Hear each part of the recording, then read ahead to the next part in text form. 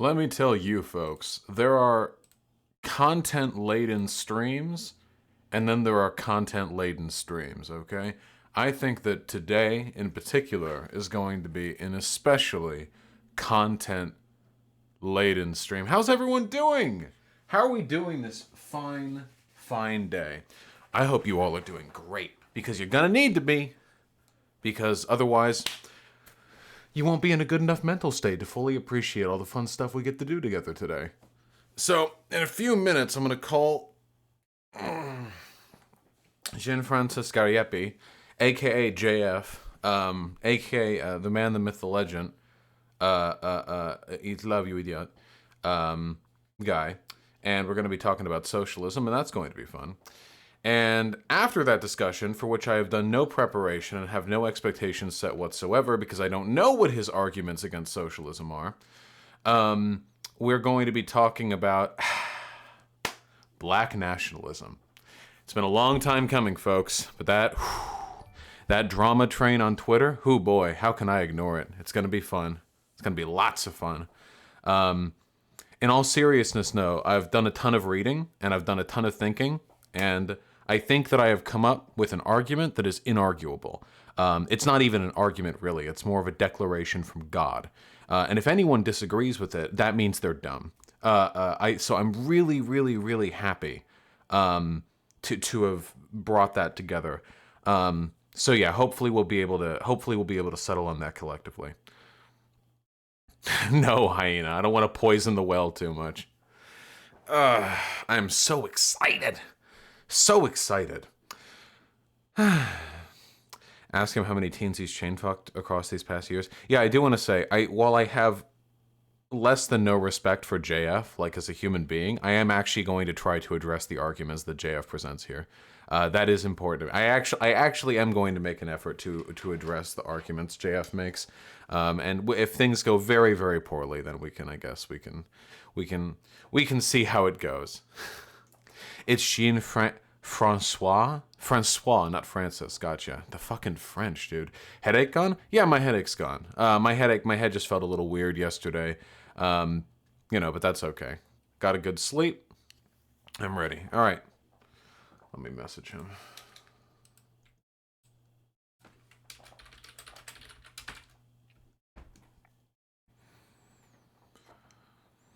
Yeah, I don't even know French. Pepe laugh. All right.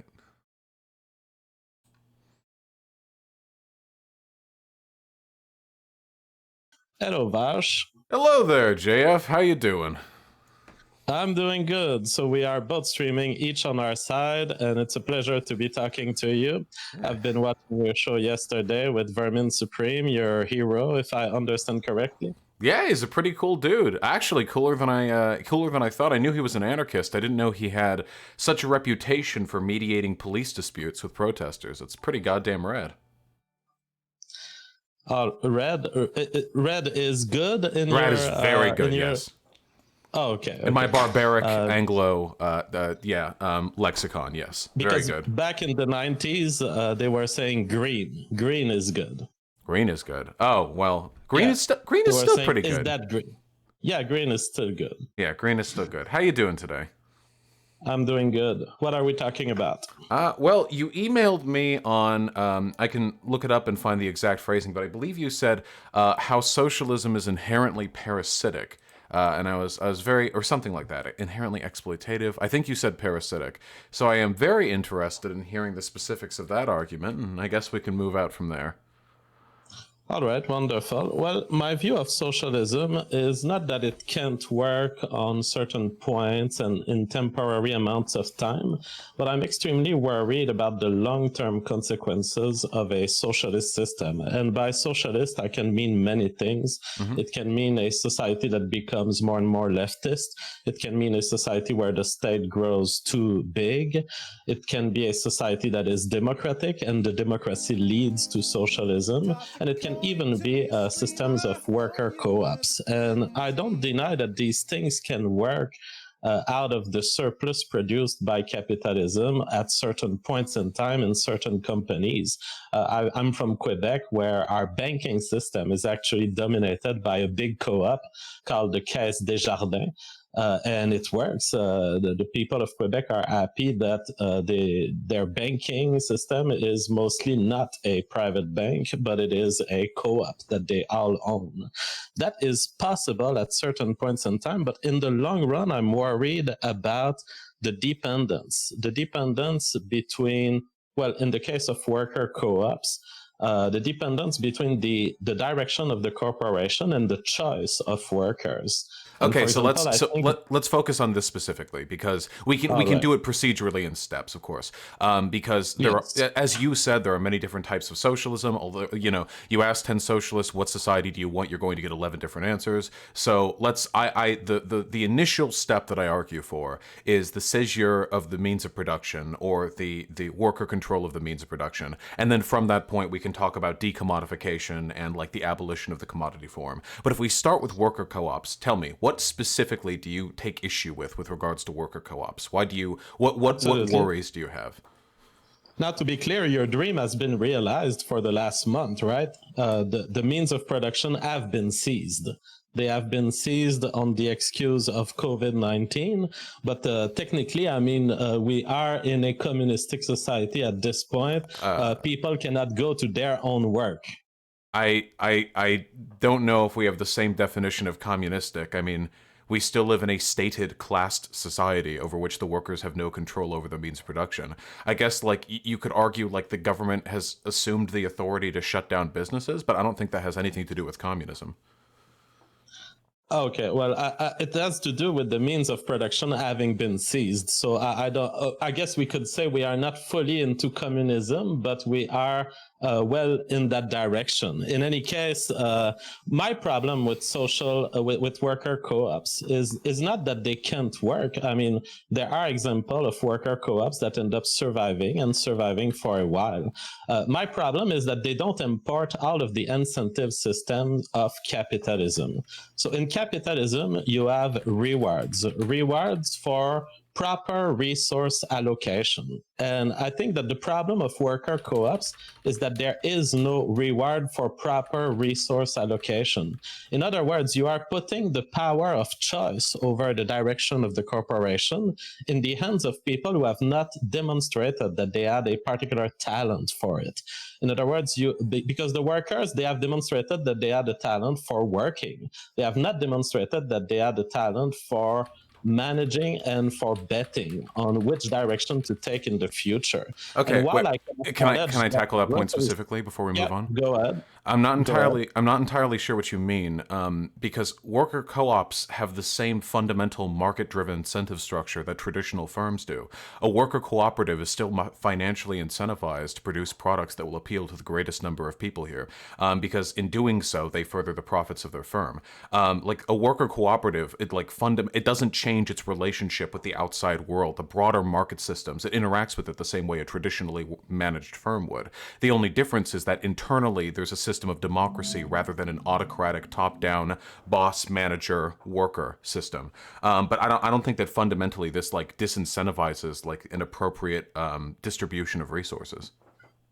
Well, absolutely. I think it does. And I think it's this democratic aspect that is a problem, because the problem being you can have new workers, and the new workers, they come in and they have interest. And this is where I use the word exploitative or parasitic.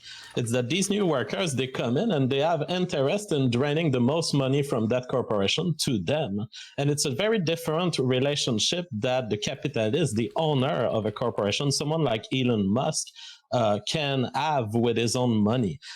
Because Elon Musk is both the guy who has demonstrated capacity for innovation in the past and now has the money to drive future innovation in the future.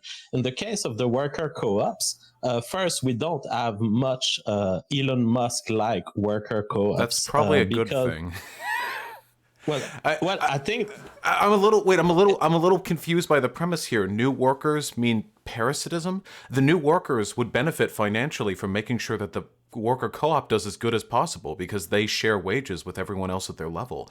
I don't see how this is any different. Like, in fact, I could make the argue that parasitism is more common in traditionally managed firms because the instance of CEOs and stockholders coming in to like rape and pillage the company before selling it off or abandoning has been fairly common. Like, that's a fairly common practice. That's why Trump had all those bankruptcies before he became president. You make as much money as you can as an executive off a company, you drive it into the ground, and then you have a business bankruptcy declared, so you aren't like financially liable for anything that happened to the business that you owned. Like, I think that's parasitic as fuck. But when it comes to worker co-ops, like new workers that come in, they just become part of the democratic system, and they're also financially incentivized to maintain the health of the firm. That's one of the reasons why we've started paying CEOs in stock options rather than in cash, because that way CEOs are incentivized to manage the long-term health of the company rather than just making as much money as they can short-term and then dipping. But fundamentally, because there are no stocks in a worker co-op, because everything's collectively owned by the workers there, a share in private equity from that worker co-op is having a share in its stocks fundamentally. So I would say this is actually a system that would reduce the amount of parasitism in the economy, not increase it. Very interesting. There's 2 points that I want to answer. The first is concerning the worker joining the worker co-op. I think that there's a problem here because the worker joining the worker co-op adds a voice to the democratic control of the co-op, and yet has not demonstrated having the intelligence to drive innovation, to drive decision making and managerial decision. I think this is where the bug happens in worker co-op. On your second point concerning parasitism as part of the capitalist system, I actually agree with this. There are systems of parasitism that develop in capitalism, in our capitalism. In other words, our society is not ideal. I think what we should be headed is toward a system where such exploitation of firms cannot happen or are limited. But I will also say that capitalism has its own way of dealing with this parasitism, which is the fact that these people who buy a firm that was just raped by CEOs and stockholders, as you point to it, they are paying with their own money. It's already their own money, and they're wasting their money on a firm that doesn't have the value that it claims to have. And so I'm fine with it because it's private punishment of bad decision making. So if you can find a fool to be buying a stock from a raped company, so be it. The people who make these bad decisions will be punished on the market, will eventually see the price of their stocks crumbled, and I'm fine with it because it was their private property. Yeah, but ultimately the issue is that only puts the problem down the line. Eventually, even if you only get stock options rather than cash for your performance as a CEO, that still doesn't mean you can't just sell off your like your equity after you like dip the company, knowing that the policies you've put in place are going to lead to long-term losses 5 or 10 years down the line. At the end of the day, it doesn't seem like there's any way to actually ensure that CEOs and stockholders have a vested interest in the long-term health of a company unless you tie their like bank account to the stock price of the company in the long term. Like you permanently, tether their wealth to the success of the company, which we obviously can't do. It would be highly immoral. Even if there would be ways to fix the problem of like executives ruining companies for short-term gain, and I'm sure there are probably ways to make capitalism better. Fundamentally, I consider the private firm model, the standard management model, to be fundamentally unethical. Even if we were to round out the edges, we're rounding out the edges of an unethical system. The earlier thing that you said, that new workers haven't proved that they're intelligent, I don't really know what relevance there is to this. At the end of the day, in any firm, traditionally managed or cooperatively managed, the owner of that firm is not the person who's engaging in innovation. It's the workers that they hire. There are some exceptions, I'm sure, but that's when the person who is an owner is also simultaneously acting as a worker. But in those instances, you also have to rely on systems to select for the best and most effective workers to provide entrepreneurial innovation. And that system is flawed in both traditionally owned firms and in worker cooperative firms. But in both cases, the pre-existing owners, whether that be the owners of the worker co-op beforehand or the firm owner, have an incentive to find people who best meet the culture of their company and who can best meet the needs of the workplace. I don't think that's something particular to worker cooperatives. I might even make the argument it would be better under worker cooperatives because there would be less opportunity for nepotism or for a disconnect between the needs of the worker and the manager to lead to poor hiring decisions. Well, I think that you are making the example where an owner is delegating innovation, and you think it's a problem for my theory when it's not. When I say innovation, I include in this just being the guy with the cash that gives the cash to the innovator. In other words, I'm not only including the act of creativity as we do here on YouTube when we create art, and as Elon Musk does when he thinks of a new car or new system, but I also include the passing the money from the owners to the engineer. I see that capitalism has dealt this properly because capitalism rewards those people with massive amounts of money who have innovated enough in the past to respond to a demand. And in that sense, the current capitalistic system is demand determined. It is determined by the customer and their desires, whatever they want and whatever they can buy. The worker co-op system doesn't have this stacking of money to a single person who in the past has been having business success in whatever enterprise he's been doing before, or maybe even his grandfather had success and Can he I passed clarify on the something? wealth to it. Just so I know, Yes. when you say there's an issue with demand determined, are you saying that worker cooperative systems don't financially incentivize people to engage in innovation? Are you saying that the structure of worker cooperatives prevents them from understanding the needs of the consumer? I believe that innovation is highly a personal thing. It's a creativity, just like we do on YouTube. That's why our YouTube channels are not YouTube co-ops. It's because creativity is an act that comes from a human mind, very often a male mind. And I don't Wait, what think does that, that mean? what? What does Well, that mean?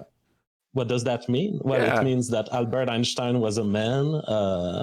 It means that there's lots of creativity on the male Wait, side, and that's we know it? why. Albert It's Einstein was because a of this. man? So men Yeah. are more creative? Well, a lot of the scientists that have created great stuff, and the engineers are men, computer scientists, mostly male. Yes. What about like Marie Curie? Don't you think there are other socioeconomic disincentivizations that would have prevented women from participating in cutting edge fields? Maybe there is, but I have never seen convincing evidence that it is what explains the sex disbalance in science or innovation or engineering. Have you ever thought it's weird that over the past 150 years, there's been an exponential increase in the number of black people in positions of technological and scientific prowess in the United States of America? Do you think the average IQ of black Americans like skyrocketed and they were suddenly able to be creative? Or do you think there were other external pressures that prevented them from being able to participate beforehand?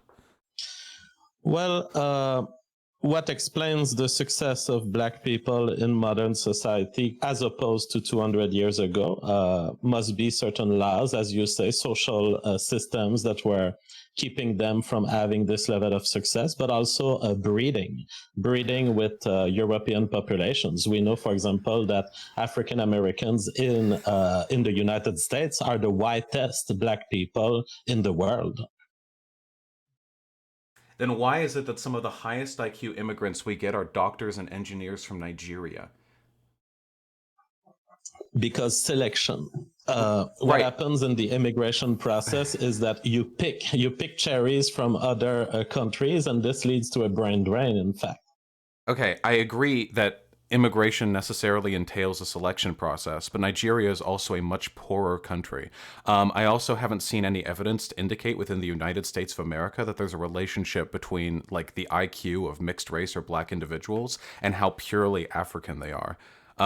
It usually seems to correlate heavily to socioeconomic factors. You can make the argument that as black people became more mixed race, they also got involved more in the socioeconomic strata of white society. But I don't know if there's any evidence to indicate that there's a direct correlation between like the amount of African blood you have inside of you and the extent to which you're capable of like participating in like science or technology. You know?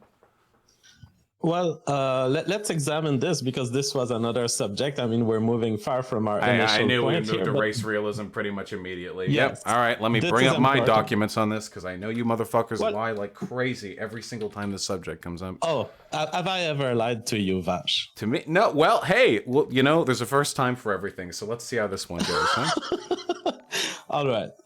You say socioeconomic factors. Do you realize that many of these socioeconomic factors that you think about when you say that are genetic in origin?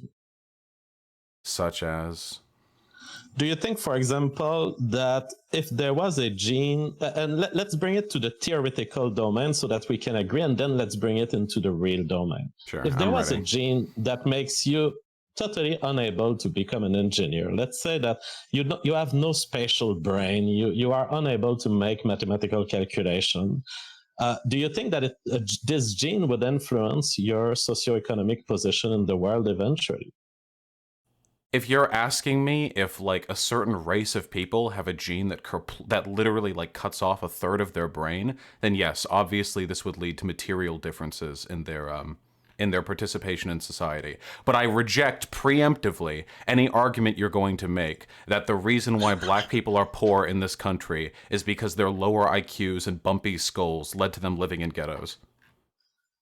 Okay, well, that is a straw man, but I think you agreed with as much as I want to convince you that socioeconomic realities are biological realities. No, no, Really, no, they no. are That's genetic. highly reductive. Socioeconomic realities are socioeconomic realities, and biological realities are socioeconomic realities sometimes too.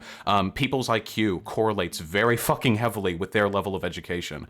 The idea, like these two things, influence one another all the time. That's why it's so like difficult to distinguish what are environmental and genetic factors. Which is why no reputable geneticist has ever come out and published any study indicating that there is a causative relationship between race and a person's IQ. It has never been done. I mean, well, I guess it was done a century and a half ago off bunk data. I mean, we have the bell curve. But nowadays, no academic backs that prospect up. The most we can do is make correlative arguments and try to ascertain the extent to which environment influences outcome. Well, I would disagree with the statement. There are some academics, Edward Dutton, Charles Murray, even Yeah, me. I Charles would Murray. Yeah, say, I know. I said reputable academics. okay, so I'm not a reputable academic. All You were right. Well, literally kicked. Wait, you were literally kicked out of your university for multiple sexual harassment claims. No, I don't think you're. I don't think you're particularly that is reputable when it false. comes to this subject. I've left my university out of choice.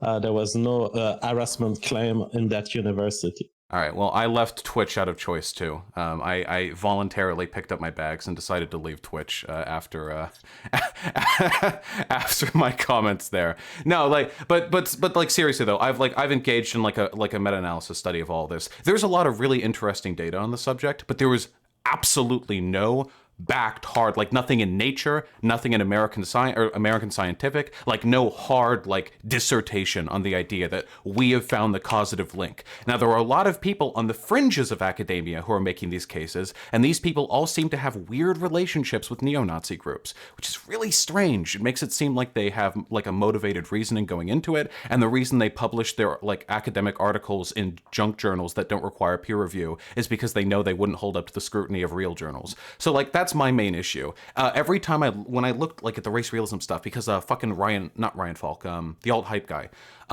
messaged me a while ago, or like did a video on me a while ago. So I decided to do a bunch of research on this, and it was really frustrating because at the end of it, it all comes down to anti-intellectualism. It all has to come down to the premise of, well, the reason why media and academia isn't reporting on the truth is because they're run by Jews or something. That was pretty much like at the end of the road. That's the evidence that you get to. Like that's the final argument. You know what I mean? Yeah, well, as far as I'm concerned, I mean, we're down to an appeal to authority or an evaluation of the authority and their quality. I don't really care about this. In It's the not end, a fallacious appeal to I authority. denied the boundary between nature and nurture. I denied the boundary between genetic effects and environmental effects. In fact, I believe that in every environmental effect that you could think of, I might be able to find a gene that could affect this environmental effect. For example, people call the environmental effect parental skills. I think parental skills might very well be influenced by genes for various emotions, various brain structures. And so, in my view, the entire world is a mix of genetic influences and influences But that come from outside the it goes body, but both that may ways, though. It goes both ways because genetic factors can also be a product of your environment. That's why IQ doesn't actually determine general intelligence, because if it did, it wouldn't change when you get an education. That's why West Africans have the sickle cell anemia shit. It has nothing to do with their African genes. It has to do with the environment they lived in. When they got shipped over to America, they got that trait was removed. A genetic trait no longer exists in a population because the environment is no longer there to incentivize the production of that trait. It's reciprocal, and that's what makes this research so difficult, right? That's why nobody can make like any hard causative arguments. But if you want, like we can reduce this down to like moral claims. If you agree that environment affects genetics, which you would have to, wouldn't you agree the best thing we can do is try to meet environmental parity so everyone has the best possible chance to maximize their genetic potential? Absolutely interesting. I agree that the environment influences the genes because the theory of evolution essentially says that. I'm a biologist and I believe in it. So yes, the environment evolves genes. It selects genes. It favors certain genes. Then the question becomes, you essentially want to create a biodome. You're a social engineer. You want to change the world by equalizing the environments. Yeah, yeah, I don't totally. think I don't think it follows from the fact that the current environments are that white people and black people are responding differently to the United States environment. We could frame it that way, frame the problem that way. I don't think it follows that if we equalize the environment, we will equalize the genes. Well, we have I to test I that, right? Like, we can't know for sure unless we actually introduce racial parity. Hey, listen, I'll tell you, we can undergo that experiment together. Hey, listen, if you're interested in finding out the extent to which racial differences are genetic, and I'm interested in racial equality, the best thing we can do is get rid of racism, because that would A, clear up any confounding variables for your research, and B, make me happy because it would lead to a greater general increase in happiness. Like, we should share very a goal in that. interesting. Very interesting. And I have to say, this is one of the most productive discussions I've had with a leftist. And thank you for your good faith there. I think it's interesting. But here's my problem. In the process of equalizing environment, are you going to take money from me and give it to black people? I mean, I would redistribute wealth from the wealthy to the poor, but that has nothing to do with race. I mean, Obama's pretty wealthy too, right? Like, I'll yoink his paycheck too. Yes. So essentially, your equalizing of the environment is is impeding on my liberty. And that is a big problem to me. Is We can't taxes live together. are taxes an infringement on your liberty? Absolutely. Every dollar of taxes is an infringement of my liberty. Well, hey, if we use taxes to bring about racial parity and black people and white people have approximately the same household income, then it would no longer be racially discriminatory and black and white people would be taxed the same amount, right? That is the very naive view, but I don't believe that even leftists are so naive as to believe this. What we are currently seeing in the relationship between races in the United States is a feeling of entitlement. And the same is within the domain of sex and LGBT rights. It is that we are faced with a population that is demanding more than just their liberty of being. The same way LGBT people they are demanding more than just being LGBT and being left What are they alone. demanding? Well, in Canada, for example, they are demanding access to children. They are demanding What does that mean? propaganda material being distributed to children, Wait, wait, and wait. they are demanding We can also that one they at a are time. demanding that the opinion of people like me be censored, Okay, and okay. people Well, like other. I just want to go through one at a time because sometimes there is some crazy shit from the LGBT community. Okay, so I just want to go through it one at a time. Okay. So by access to children, what do we mean by that? We mean, for example, the library system inviting trans people to be performing what some find to be sexually suggestive performances in front of the children. Okay, so I wanna draw a line here. I don't think there's anything wrong with drag queen story time or story hour. I think that's what it's called. Yeah.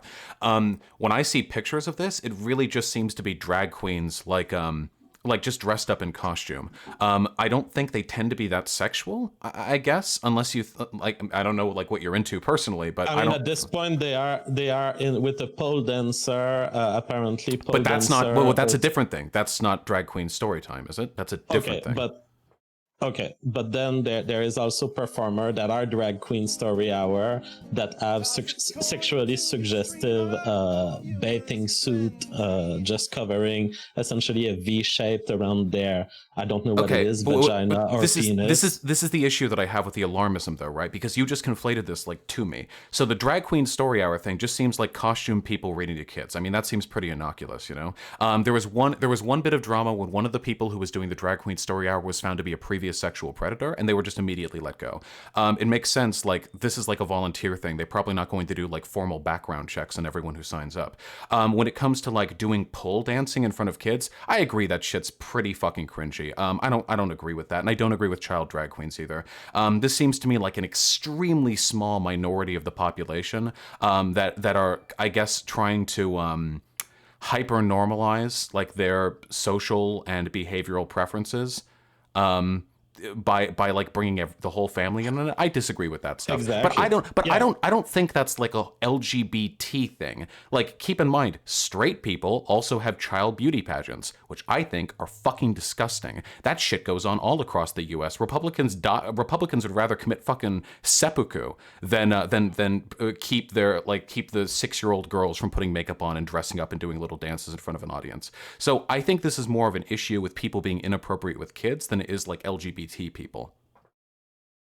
I agree there is inappropriateness outside, which is why my statement is more general and it's about entitlement. And in the end, let's not force people, let's not force parents to be making educational choices for their children that are in line with a socialist leftist order. Wait, what's As long as socialist you leave me, leftist well, order? in the sense that in line with the civil rights fight that some LGBT people perceive they are the soldiers of. As long as you let right-wing parents keep their children away from these influences, I'm actually fine with it existing in Oh no, society. no, fuck that. No, every kid has to learn about that. Yeah. Wait, isn't this just the same as don't teach my kids about gay people? Like, why is it any different? Oh, well, I absolutely object to forced education on any subject. I think that the decision should come back to the parent. Okay. Um all right. I don't think the parent should have a right to shelter their children from essential pieces of education that are included in a national curriculum. Because if you do that, you incentivize conservative parents from keeping their kids from hearing about stuff like sex education, which is very damaging to a child's upbringing to not know about that kind of stuff. And if they're gay or trans, which they might be statistically, you prevent them from understanding what they are, which can lead to much greater levels of like a social antagonism, confusion, sometimes even suicidality down the road. Educating kids in this stuff is sometimes literally a lifesaver. Well, I think that we disagree here because the homeschool curriculum seems to be outperforming even professional teachers from the national education curriculum. So, from this perspective, children that emerge from homeschool milieu, they are performing better, they are happier, they are wealthier, Well, and but so that's all it. of the They're signs are wealthier. indicating. Don't you think that means they can benefit more from tutorship? See, homeschooling, that's some white suburb Karen shit. You think the average kid in Section 8 housing is going to be able to be homeschooled? Probably not. I think you might be selecting for wealth here. If we actually flatten out the levels of education, it wouldn't surprise me if homeschooling actually left severe gaps in a child's education. Well, my point is not let's impose homeschooling on everyone. My point is as long as you're here telling me that you will impede on my liberty to homeschool, we can't live together and we are political enemies. And I'm trying to eliminate from my nation people like you. Yeah, that's the bad thing. That's what I'm trying to prevent from loony Nazis keeping their kids from understanding what gay people are. Like, yeah, I'm trying to prevent that. Yeah, I think you guys are like a Well, material harm to society. I'm just trying to teach just kids know, factual information. Like that's my goal. yeah, well, make your own kids and teach them your information. As far as I'm concerned, there will be a pushback one day against this feeling of They entitlement. said that about That gay not only people, and you it feel hasn't happened. What? They said that about gay people being taught to kids in school, and it hasn't happened. This is always the threat of the What reactionary. hasn't Like, happened? you keep pushing us, we're gonna snap. But not really. Like, you guys just complain about this civil rights issue, and then you all die, and the next generation of you reactionaries complains about the next one, and then you all die. Oh, Like, yeah, that's just we the are we are progress of we are in history. a multi-generational struggle, and the left and the right are in a fight that is multi-generational. On the side of the right wing, there is that we make more babies than you guys, and so eventually in the future we'll probably have more right wingers to be keeping that fight up. Why But can't yeah, we just get I along, think JF? Why can't we just get along? I don't, because that's the we. difference. I I don't would want to want us hurt to get you, along. but Yeah, I don't want to me hurt too. you. I want But us you're to get stepping on along. my liberties, Wait, and so by taxing and by making sure your kids are like adhere to a curriculum that is nationally maintained? yeah, because your national maintainer is bad. But you can't make those arguments. That's why you haven't been making those arguments. Every single time I have that argument, oh, it's bad to teach kids about this or that, the person who's debating me loses. There's a reason why this is national curriculum. This didn't get entered in as part of some crazy radical SJW agenda. It got entered in because every institution disagrees with you. It's settled science. So that's not the argument you want to have. You I can't. don't even know what it is that you're disagreeing with me because I've not stated it. My point to you is parents should have the liberty to determine their own curriculum, and it may involve values that would be not taught at all in public schools. As long as we can't agree on this, we are in a war. Okay, wait. So you said earlier you have an issue with like the pole dancing shit in front of kids, right? Which I do too. So Yes. okay. One of the reasons why I don't like that is because I think exposing children to that and putting children in that environment opens them up to predatory intentions. So you, a person with your history, is talking about making a bunch of kids, keeping them close to your vest, sheltering them from political information you don't like, so you can weaponize them in a culture war against people you don't like. So my issue is with predatory behavior, JF. And that's the issue why, that's the reason why I'm not a big fan of homeschooling as you describe it. Because it seems to me like it's not being done for the benefit of children. It's being done as a way for you to weaponize your political beliefs in some sort of grand civilizational war against people who believe in science. Now, the day we will attain peace between my side of the political spectrum and yours is when you can say exactly what you just said, but about the left and about how you are predating for children. You are injecting Marxist beliefs in their brain But it's using it's just your science. Marxist It's professors just educated science. in Marxist colleges. This is what you're doing. What you But just do you said is understand how exactly what you've delusional? been doing for 40 Do years. you understand how delusional you are? Do you seriously think that teaching people the science about transgender people is Marxist propaganda? This is why it's impossible to take, like, this is why I said, like, you're not a credible researcher, because this degree of demagoguery is delusional. Marxism has nothing to do with the educational curriculum of the United States. The United States fucking hates Marxism. I didn't learn anything about Marx until I got to college, and I had to have a cool professor slip me some book recommendations. This isn't some grand Jewish, I know you're at least adjacent to the JQ shit. This isn't some grand, like, multicultural Jewish conspiracy. This is just science and social awareness moving to a point you're uncomfortable with. But the sane thing to do at that point is to examine your biases rather than assuming it's a conspiracy to rob you of your children and of your liberty. I don't want to rob you of anything. I just want people to be prevented. I want children to be safe from abuse, and I want people to basically be informed on basic factual information. Like, that's it. That's the only thing I really care about. I think you're assuming stuff about me that I never said, and you probably don't know me enough, but I'm not against teaching children the science of transsexualism. I'm totally fine with it. But there's science, and then there's the morality of it, and there's the value of it, and the religious position on it.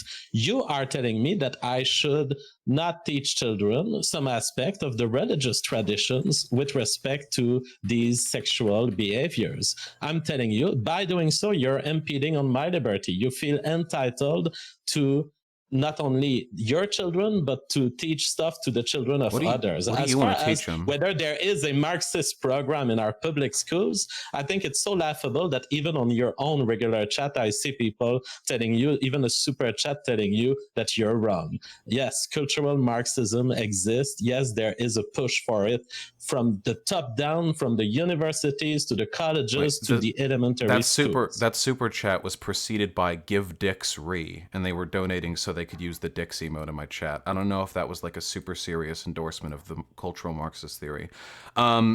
So yeah, okay. So I don't know how to address this directly because the idea that American academia, which doesn't even like teach shit about global warming, which still teaches kids that that the war between the North and the South was about states' rights. I don't know if this is like a cultural Marxist institution. But here's the problem that I have: you keep insinuating that you don't have an issue with the factual information about transgender people, but then you say the curriculum that's delivering it is biased and cultural Marxist. I can only assume you mean the moral predispositions of our academic systems are cultural Marxist in nature, to which I must ask you, what religious traditional values regarding trans people would you teach your kids in lieu of the education system? Well, I'm an atheist, so zero. Oh, I thought you That said being religious. said, Sorry, like your traditional yeah, values. you know, I mean, yes, I do fight for the rights of religious people, religious parents, to be able to say, I disagree with the homosexual lifestyle. It's a statement that we can't say anymore, apparently, in our world. I Yeah. mean, literally in Canada, you can say it. In the US, you can still say it, but you might get in trouble. It's unbelievable. Well, wait, I fight for the that's so rights. believable. Why do you hate gay people? There's no hating here. I'm sorry. There I is misspoke. I misspoke. disagreeing. Why do you what are you disagreeing with? Like just them like the sodomy thing? Because like No, no. you can do sodomy with girls too. Is it like two boys like liking each other? Because like straight Ah, guys can what's the thing? You know?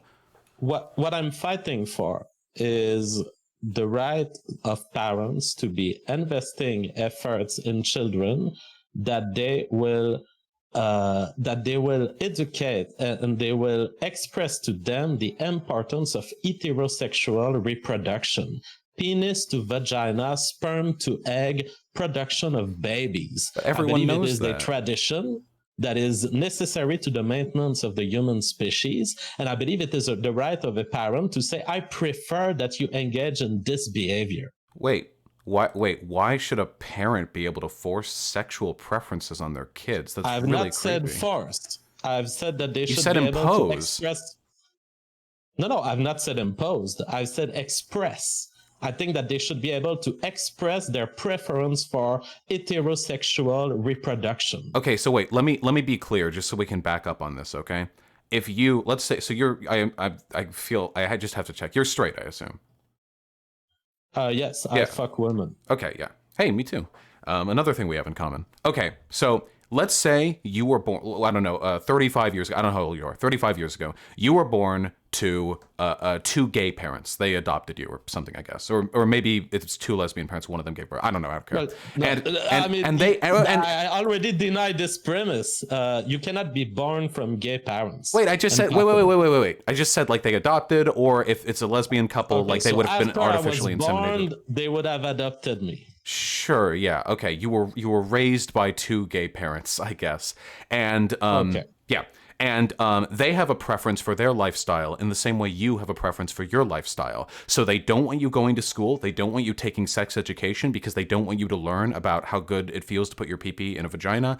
They don't want you to be interested in girls. They will constantly broadcast like homosexual propaganda, like I don't know what Steven Universe, I don't fucking know, some gay shit at you. And then when you start to express like tendencies towards straightness, they get mad at you. That's what you're talking about doing to your children if your children are gay or trans. You're putting them in that position. Now, the problem with that is both of those situations are abusive. I think that fundamentally children have a right to live authentically as their true identity. And if their parents are involved in a political scheme to shelter them from information about who they could be and to impose on them a set of moral values about how it's degenerate to engage in anything other than dick to vagina heterosexual sex, you are wounding them in a way that I would consider abuse, just in the same way I would consider it abusive for that aforementioned gay couple to do that to you.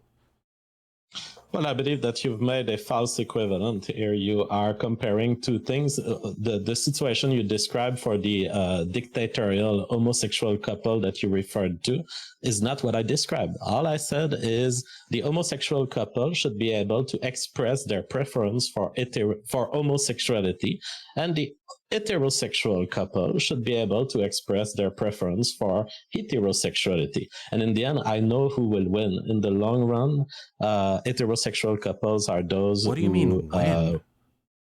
Win the struggle for existence. There's no wait. We're not fighting. Gay people have been around for hundreds of thousands. No, we're not. Gay people and straight people are fighting. Nazis and normal people are fighting. That's your fight, my dude. Gay and straight people get along just fine. Just existing as a reproductive you can just exist. Agent. You there's no harm. No. Listen to me, Vach. Listen to this one. It's a good one. All right. It comes from a PhD in biology and neuroscience. All right, I'm ready to hear the PhD talk. The fact of existing as a living reproductive organism puts you in a struggle for existence, no matter whether you like it or not, no matter whether you acknowledge it or not. The fact is, we are all in a race toward the future formed by genes trying to make copies of themselves. And I know exactly who wins between the heterosexual couple and the homosexual couple. I can't believe I heard this from a biologist. Like, this is wrong on so many levels. The only struggle that individuals, individual engages in is for their biological reproductive success.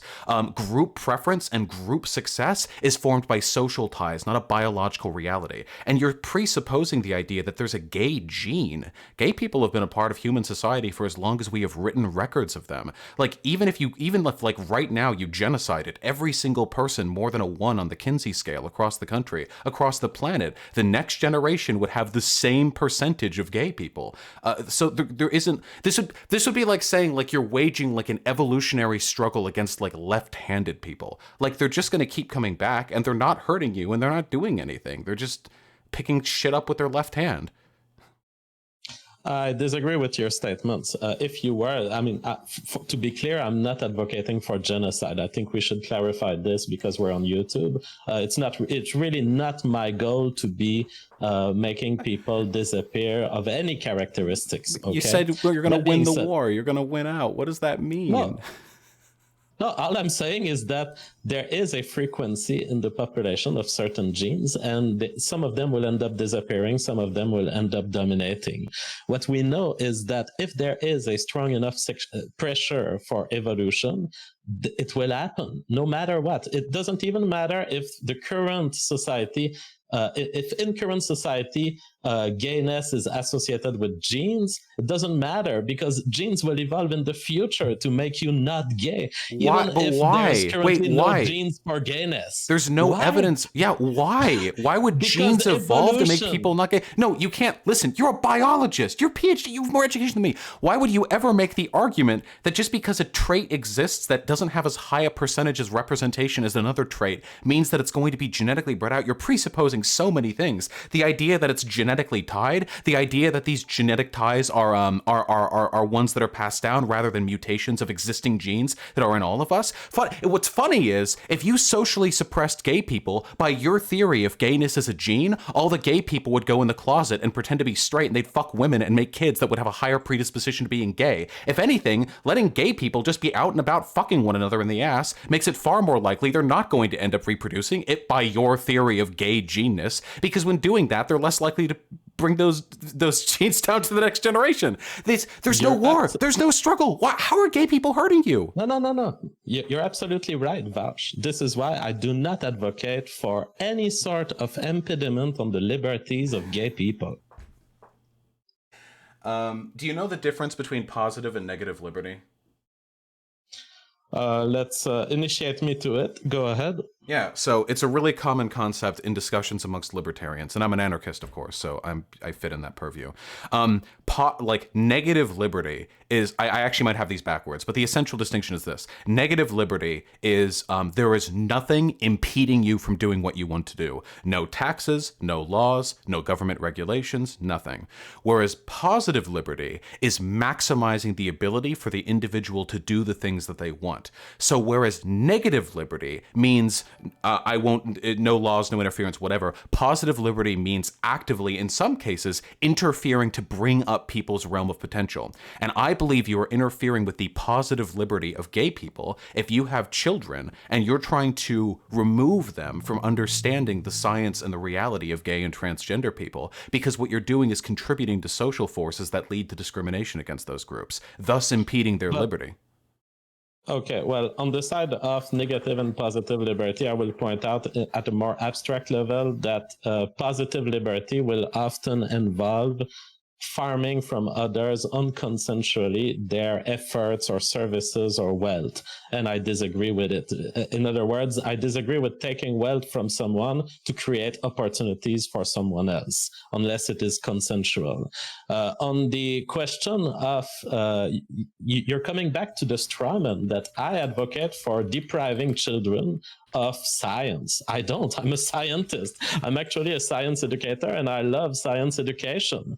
What I'm saying is we must let parents decide the moral systems in which they want to bring up their children. And if it's the public school, then so be it.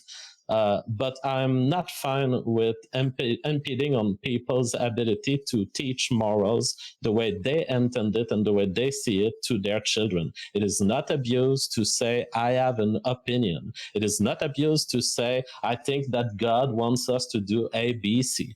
Those are not acts of abuse. And They you guys on the left have been, absolutely can be. They absolutely can be. they can be. I can litmus test you on So, this. If you have a gay kid and you're religious and you tell that kid that gay people are going to hell and he needs to do everything he can to burn the sin out of him, is that abuse to you? um, I guess that in the way you phrased it, yes, because there is an induction of fear. Okay. What about a household in which a child is gay, but they don't know it yet, or they're just starting to realize it, and they know for a fact that their parents have a moral predisposition against the existence of gay people? Can you repeat this one? It's a complex one. Of course, yeah. If you have a kid, like a, I don't know, 5 or 6 year old, whatever, who's gay, but they're only just realizing it, they're only just realizing they're gay, and they know for a fact that their parents have a predisposition morally against the existence of gay people, that they don't like gay people, they prefer heterosexual couples, do you consider that abuse? No, it is not an act of abuse. It happens in the brain of the child. Okay. All right. Well, I consider stuff like emotional abuse to also be abuse, but yeah, okay. That could just be me want I to need a protect children. positive action to point toward abuse. I need something that the parents have done. In the example you gave, it was just the feeling of guilt emerging in the child's mind. And guilt is a thing, but it's not an act of abuse. Well, I mean, guilt can be a mechanism through which you engage in a fuck ton of abuse against kids. I would say that guilt is one of the most exploitable emotions that you can use to hurt children. Because children are emotionally dependent on their parents. If you put kids in a position where they feel as though their identity is disappointing to the parents, that can ruin them for the rest of their lives. Well, in that case, there was no positive action that the parents have done to exploit this. Okay, so you This don't care about guilt. abuse, That's you why. care about technicalities to absolve you of guilt for trying to potentially abuse your kids. Okay. Um, yeah. Can we talk for a little bit? How are gay people hurting you? The gay people are not hurting me. You said Why there's a have war. Oh, there's a reproductive war. I mean, there's a war between the squirrels in the park to be the fathers of the next squirrels in the park. So it's not the kind of war that you think. It's not a war with bazookas, but there is a war, an evolutionary struggle to represent the next generation, to leave some imprint on planet Earth. And it is a war that everyone is involved in, no matter whether they know it or not. Are we talking about a culture war? Because like we can't make the argument that like genetically like gay people are trying to outbreed straight people. That would be lunacy. Like if we're making the argument that there's a culture war, then I would agree with that. Do you like do you would you agree with that like description? There is definitely a culture war, but it was not the war I was talking about. I was talking about the evolutionary struggle. It's a struggle in numbers. It's a struggle of outcompeting, outpopulating. And it's actually not impossible from the perspective of the theory of evolution that certain genes, even for homosexuality, would be competing in that struggle. Because the genes may be, for example, encoding like sassy behavior in females favoring their reproduction, and when they find themselves in a male, they start penetrating each other in the ass. It's absolutely viable. Okay, and maybe viable in a very silly Dungeons and Dragons stat campaign. I will concede I haven't done much research on the transmission of the sassy gene from the female to the male, which makes them want to take it in the ass. But I guess brush up on my research on that one. It's one of the serious current evolutionary theory of homosexuality. All right. Yeah, I guess I can't really follow that one exactly. When I think of like a broader struggle between like straightness and gayness, I tend to think of more of a cultural thing. What will the future look like? Will it look like Nazi Germany, like with a bunch of tradcon relationships and every mom has 18 babies because they're trying to like build up the white race? Or is it going to be more of like a free, like liberal society? You claim to care a lot about liberalism, or at least liberty as a concept. Yes. Yeah. So I feel like your interest would be building a society in which people have the maximum amount of freedom to pursue their desired life states, no? Yes, but with a caveat, which Ah. is that there are certain freedoms that ultimately deny other freedoms. And so everything is a balance. For example, you could want an open border society. That would be very much freedom, so much freedom, in fact, that everyone can enter your country. I say if you do that, you have the problem that people come in your country and change it to the point where you don't have your liberties anymore. So that's a problem to me. So Wait, how? it's a Wait. balance of freedom. But how is that? I mean, here in the United States of America, most of the immigrants in this country are Democrats, which means they're actually increasing the total amount of freedom in this country. Where's the idea that like, wouldn't it be better to just let people come and go as they want, and then try and protect some like certain values you care about, like freedom and liberty and the First Amendment and stuff like that, rather than block people off Well, from entering the country? in a democracy, that's impossible. The problem being you have more migrants, they come in, they vote Joe Biden along with you, Hmm. and you Hell get Joe yeah! Biden. And yeah, so it's a problem. So Wait, it's an how's that a attack problem? on. Yeah, riding with Biden, baby. How's that a problem? Yeah, the problem is that the government of the US, and I include the states and the federal government, is growing and growing since 80 years, and it keeps growing. But it grows And more to into the point, Republicans than Democrats, so wouldn't voting for Biden help? Trump has massively expanded the deficit, military expenditures. I feel like by voting for Democrat, you're actually preventing the growth of the government, if anything. yeah, I mean, I actually have as much problems with the Republicans as with the Democrats on this question. I believe that they are all bureaucrat technocrats who are growing the state, and it's harming liberty because it's less dollars in my pocket, more dollars in the centrally controlled and democratically controlled government. By the way, I object to democracy. No, I know. I know you don't actually care about liberty. You were just saying you did earlier. You can't say I care about liberty with one caveat. I don't care about voting. That's literally liberty. Like that's the most liberty thing there is. But I know. No, I'm aware. when you vote, you are applying laws on someone else. That's not a liberty. That's an impediment And when on you have a liberty. monarchy, you're imposing your dictatorial will on a population. Absolutely. So I combat monarchy just as much as I combat democracy because I think it's not better to be ruled by a king than it is to be ruled by a bunch of What idiots. system of government do you advocate for? I advocate for a form of libertarian nationalism, anarchism, somewhere along those lines.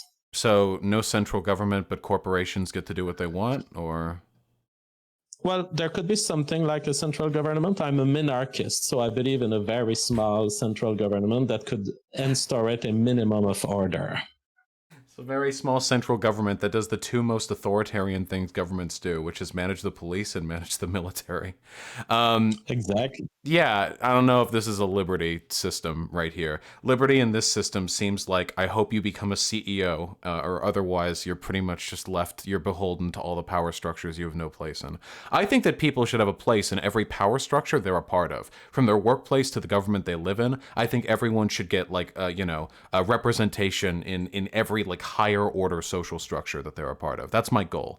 Ah, well, you are an example of the left's entitlement that I criticized. You feel entitled to have jobs, or to have some people have jobs. Yeah, I have I entitlement to have don't view the freedom. world that way. Wait, I'm entitled to Well, freedom. That's yeah, I agree with that. Yeah. yeah. What about the freedom of the employer not to hire you? What In the about end, it the is. freedom of the slave master? If a person's freedom is to act unethically, I say we take that freedom away from them because they're extracting freedom from others. What about my freedom to rape like little girls? Like that's a freedom, but I'm taking away the freedom of others by violating their rights. I think you're doing the same thing when you own a traditionally operated business. You're enforcing effectively an autocratic social system that people have to participate in, or they lose their jobs and then their health care. Well, your fallacy here is to think that the employment relationship is extortionist in nature. It is not. People have the choice to go live in the forest if they want, just grow a little Is that a garden. good system though? Like, hey, if you think this fundamental economic system is unethical, like you can go live in the woods and like suck nourishment from like chestnuts that you're roasting over Yeah, a bonfire.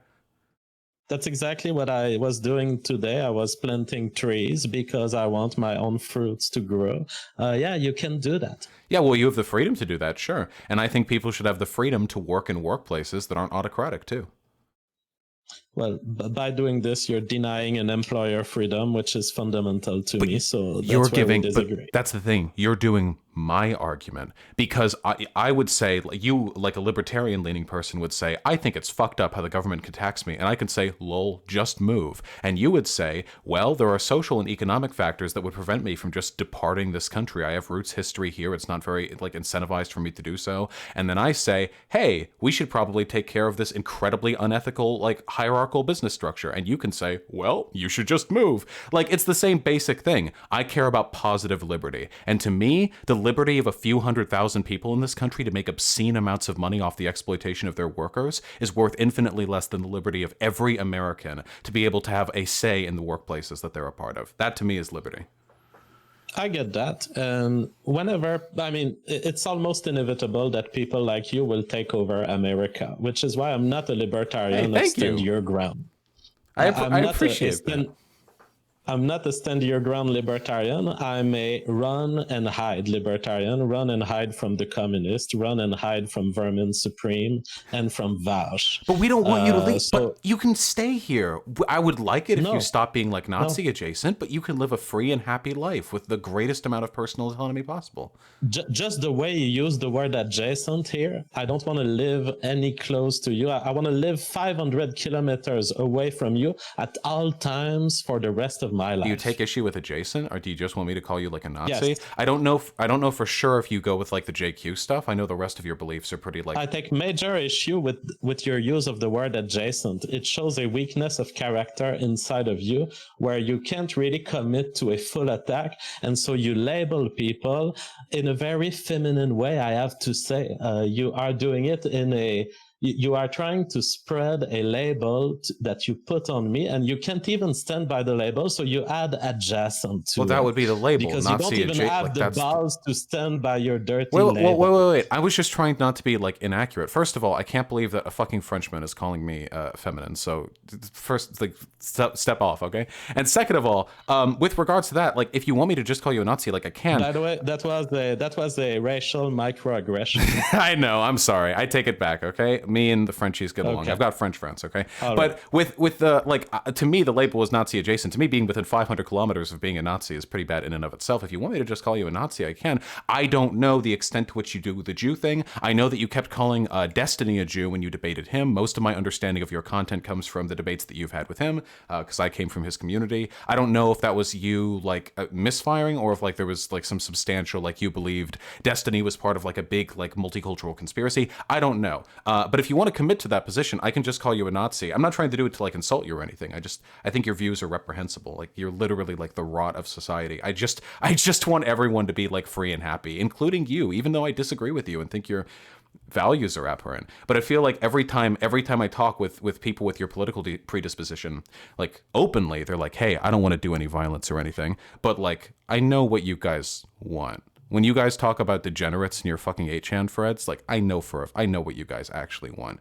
So I don't really think that we're the threat here. If we end up taking over America, I hope that it would be as part of a movement that includes you.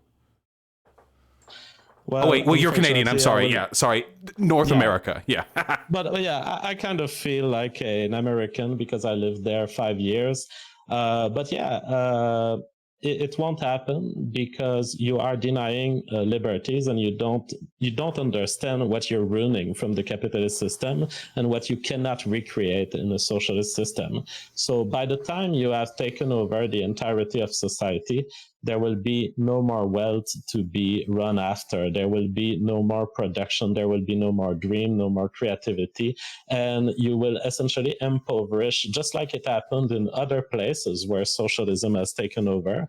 You will impoverish society because you feel entitled to other people's decision, work, phenotype, wealth, whatever it is. The This irony system of is bad. the irony of a capitalist telling me I feel entitled to other people's work is truly astounding.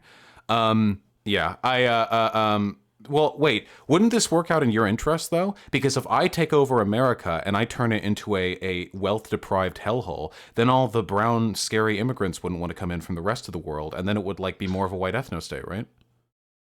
So you're claiming you're strawmanning me certainly here, but you're saying that there will be no interest to immigration if you take over and make a socialist world.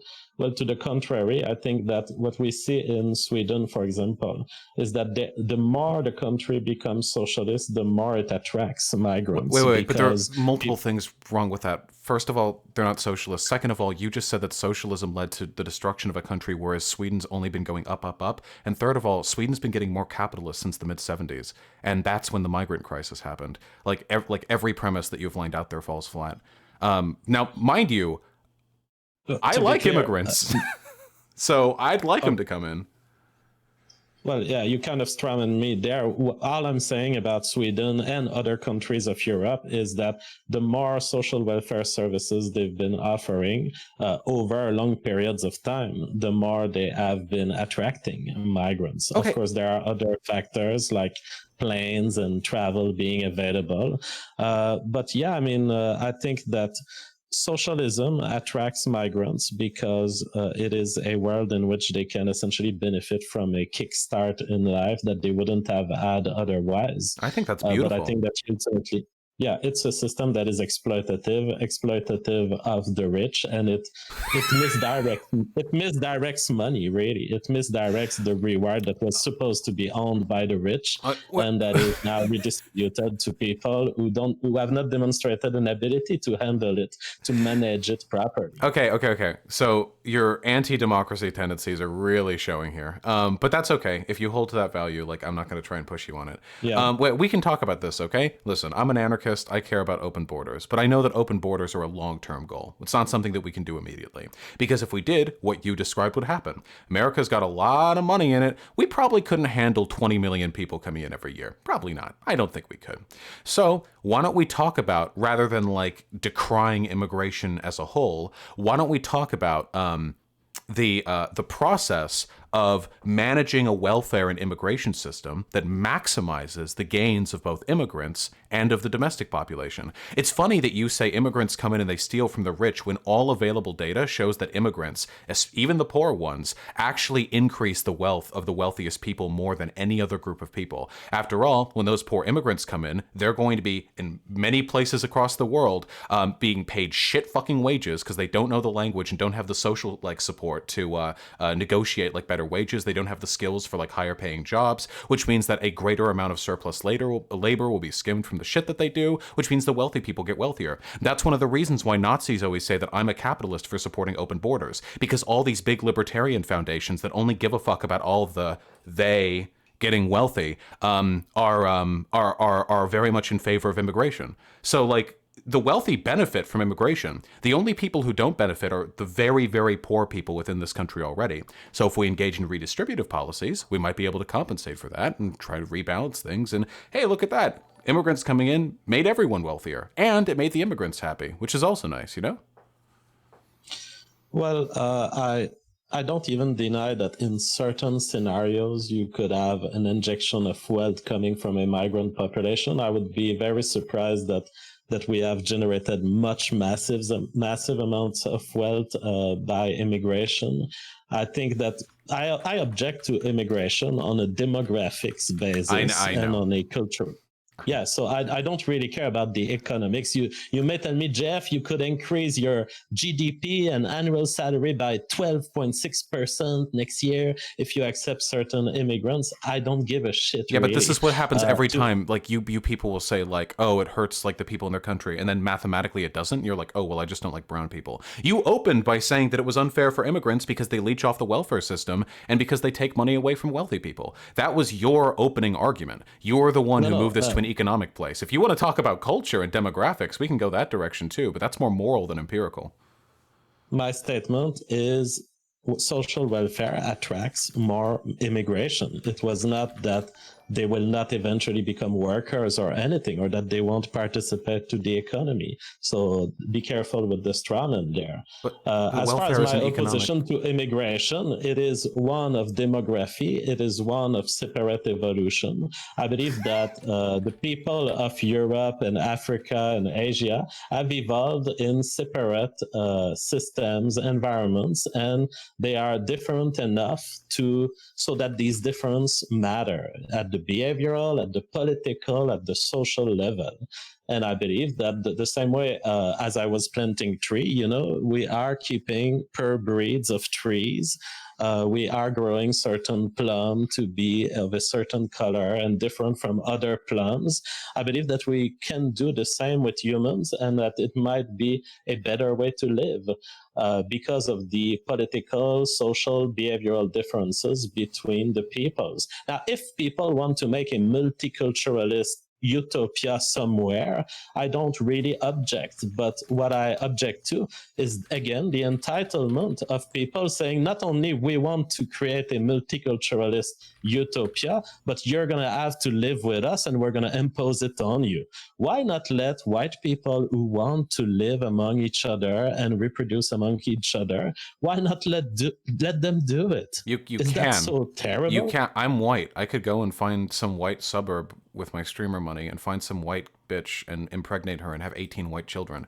The entitlement comes from you, who thinks that just because you're racist, you get to lock off an entire country to suit your demographic interests. That's the entitlement. I've not locked off anyone. But hey, we can talk about these. So, first of all, gene variants. So, this is more your field of study than mine, but as I understand it, the total range of genetic variants amongst members of the African population of today have more variants amidst them than you would see in the average difference between people of different races. That is to say, when we talk about racial distinctions between groups and the genetic distinctions, we're usually not talking about these very separate, distinct, locked off things. We're talking about overlapping lines of incredibly synonymous genome and phenotypical expression.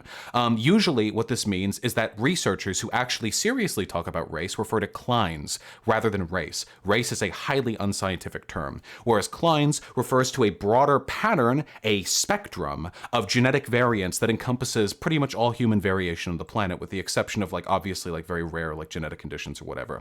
What this suggests to me is that there honestly is not that much genetic variation amongst people of different races. Not only are races, the lines between them, designated arbitrarily, nobody can argue that, and I know you don't argue that because I've seen a video where you agree that it's an arbitrary line, but no serious researcher even takes the idea of hard lines, no matter their arbitrary placement, seriously.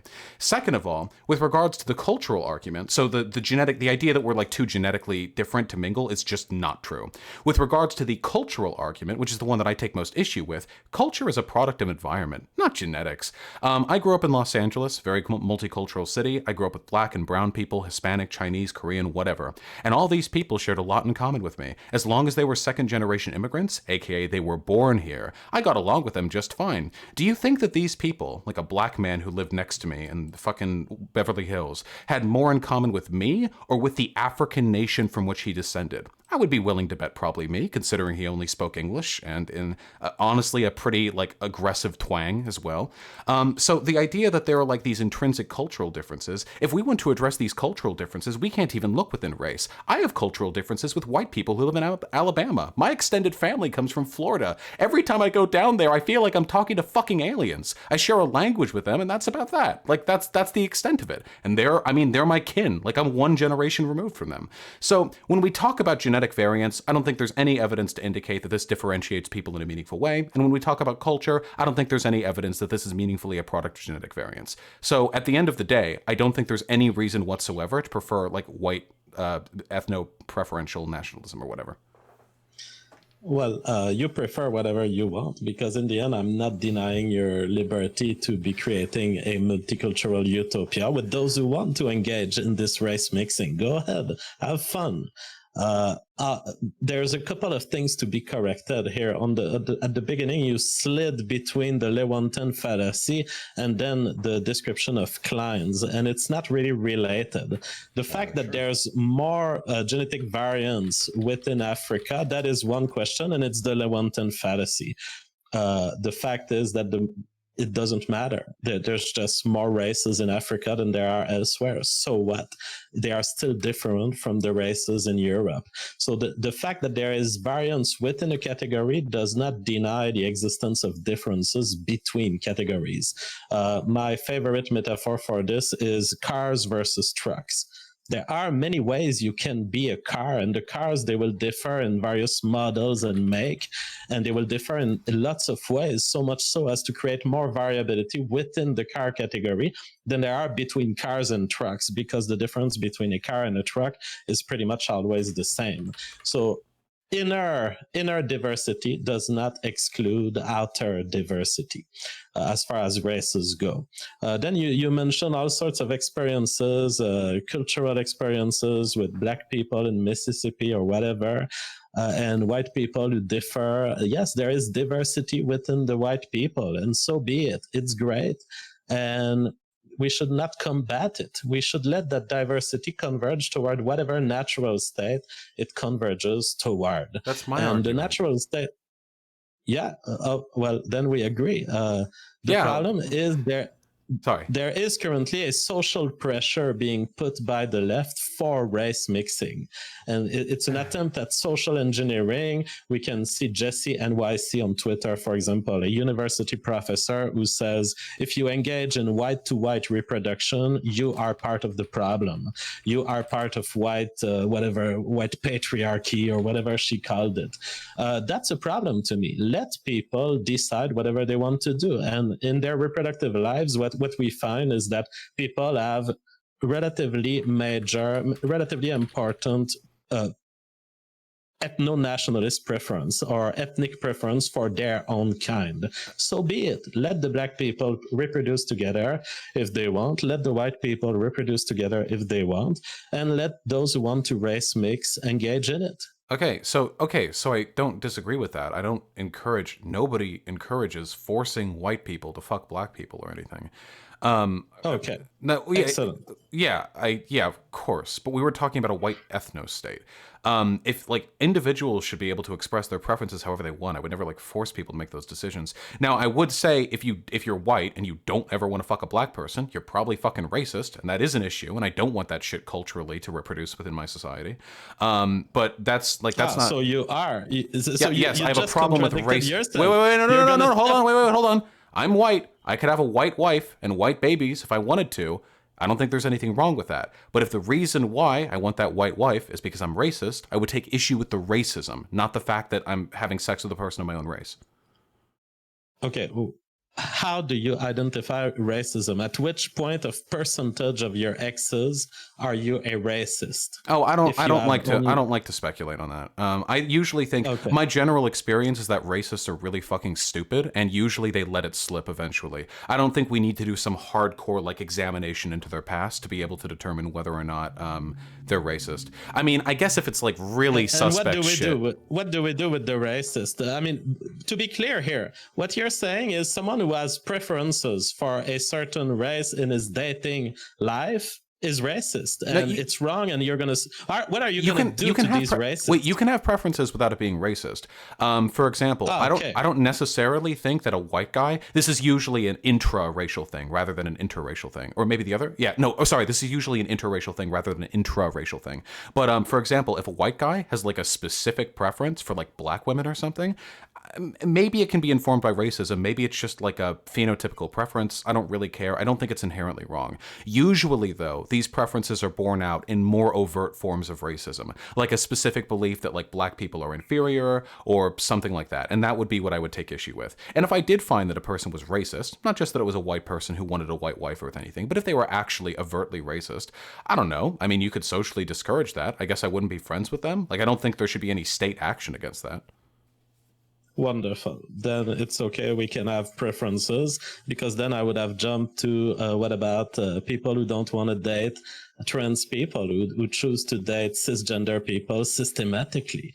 Would they be bigot? I'd say the same thing. There are some ways in which doing that can be like an indication of bigotry, but I think it's okay for people to have dating preferences. The normal argument that I make is this. If you say, I don't want to date a trans woman, and I ask why, you say like, oh, well, I don't like penises, I like vaginas. Okay, that's totally fine, whatever. But if we're talking about a trans woman who's transitioned and has had bottom surgery and who passes, there are some trans women out there who like even naked, like they just completely pass, you know? Like you would never know unless they told you.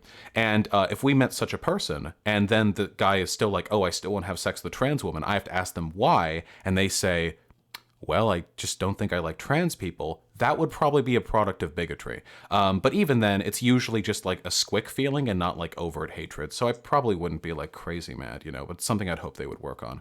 I like to imagine that most of these social or cultural ills are things that individuals can work on internally, rather than something we can bully people out of. I think that most people, if given the right incentivizations, will eventually arrive at positions similar to mine. Maybe not economically, but socially at least.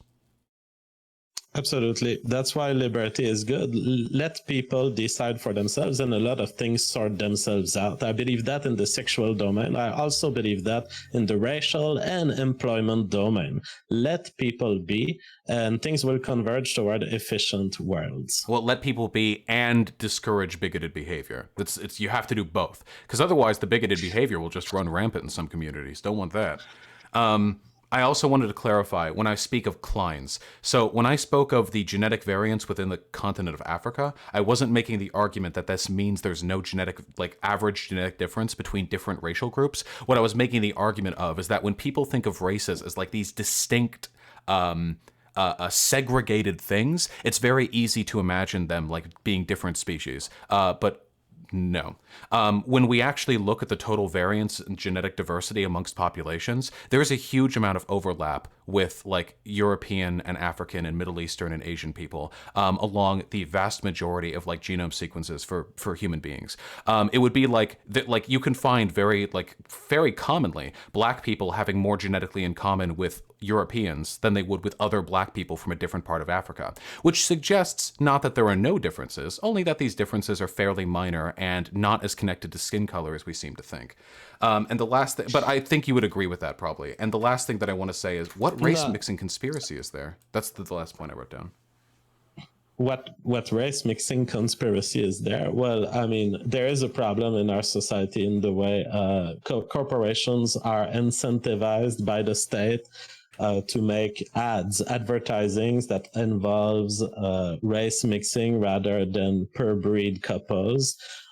Which does not correspond to the reality, but they are forced by the state very often because the state will impose a minimum of minority representation in public advertisements, or Facebook, for example, will not allow publicity that is directed directly at white people in certain domains like renting. And so it Well, does cause us isn't that problems. Those are illegal?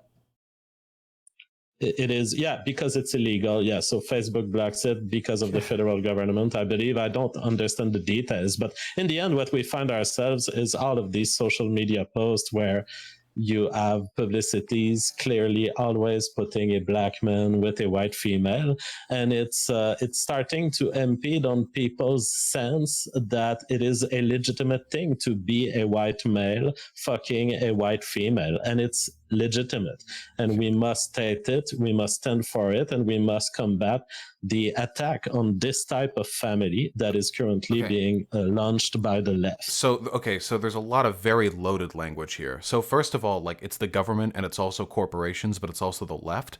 I don't know if you know, but like the left is not in a position of prominence in the government or in higher corporate like superstructures.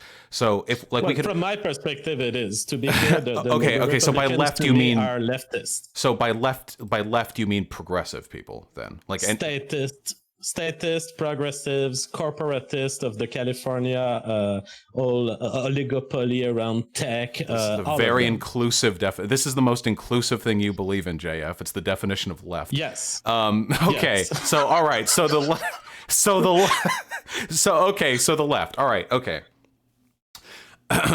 So I don't think there is a conspiracy to push race mixing. What I think is in many cases, progressives, so most of this comes from Hollywood, I think we can agree.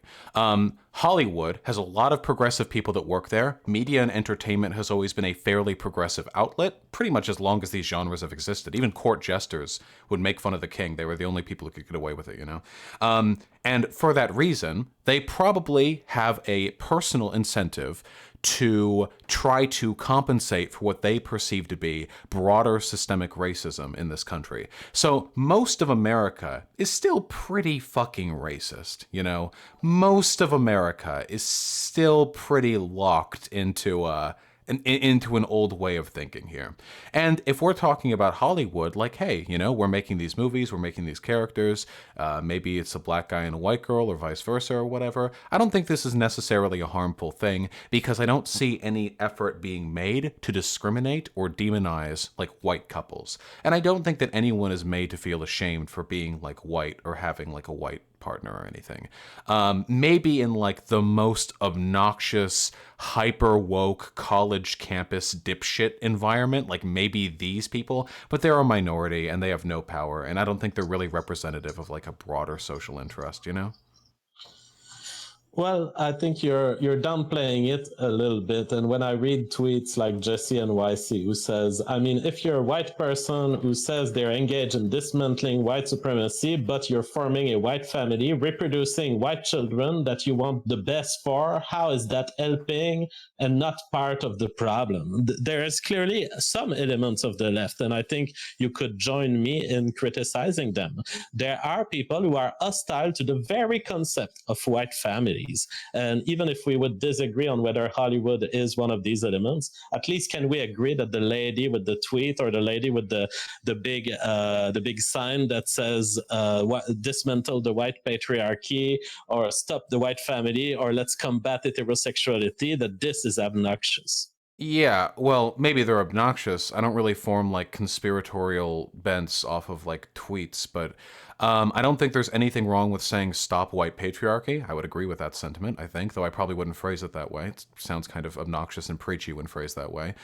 Stop the white family is pretty fucked up. I wouldn't defend that. I should clarify, though, there's a huge difference between saying stop white people or stop white families and stop whiteness. because I would argue it is important to stop and to fight whiteness, which isn't necessarily an attack against white people. That's just a semantic difference that I see get brought up very often when people talk about like what people said on Twitter. You know. I think you are allowing a denial of identity, which and maybe it's a nice way to conclude, but at the very beginning of this debate, you said that it was an act of abuse for a parent to kind of disagree with the identity of their children being homosexual. And right now you are denying white people the same. You are telling Wait, them you can that be white when you say, if you well, want it. you are saying that it's okay to combat whiteness, and you would allow it. You would be okay with a sign that says whiteness must be abolished. Don't So you think that the parent in a white family reading that sign feels the same as the young children who is gay and who sees his parent tell him that gay is not a proper well, identity?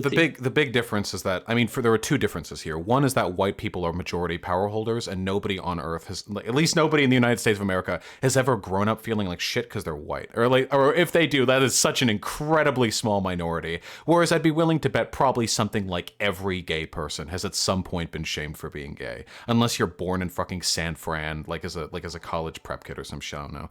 But when it comes to the whiteness thing, this is like I guess kind of a nuanced distinction that I sometimes take issue with.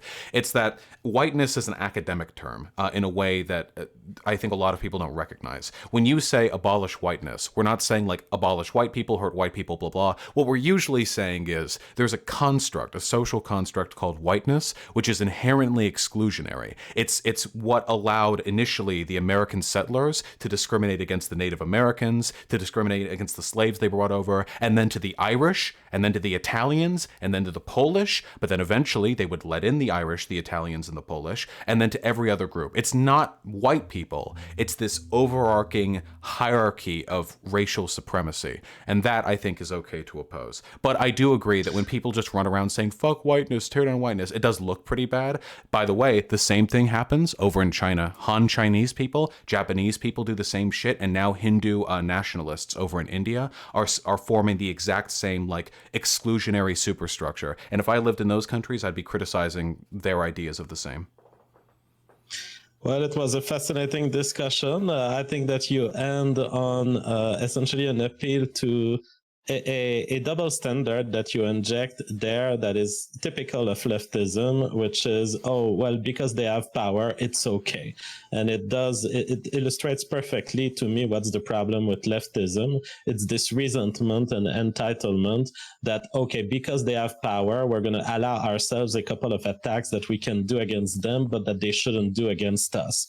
You justify it furthermore by creating this concept of whiteness as an academic concept, an abstract conception, when in fact earlier in our discussion you were saying, look, there's nothing cultural Marxist about academia, but the first moment you need to run away from reality, you run to your concept of whiteness as an academic concept. And this beautifully illustrates what I've said about academia. It's a bunch of concepts that are designed to attack legitimate white families, the white lifestyle, and we must combat it. And you've demonstrated it in full today. I'm But it's not the satisfied. white lifestyle. It's just a concept of supremacy. There would be no whiteness as described academically in a racially equal society. But there'd still be white people. Oh, Like, we are back to racial equality, which I don't think we can even attain. I know. Okay, well, hey, listen, one of these days, listen, okay? Here's what we're going to do, all right? I'm going to apparently take over America. I feel like I'm a long way away from that, but maybe, God willing, enough people will die. I'll be next in line to the secession of the United States presidency. I'll try to make a racially equal society, and then when everything is in perfect parity 400 years down the line after we've abolished income, like generational inequality, then we can decide, like, which races actually have, like, the coolest IQ stats, okay? But we have to fix racism first, or all the data is being confounded by lurking variables. All right, I'll be waiting in Antarctica. Don't tax me. Okay, Bye. I promise.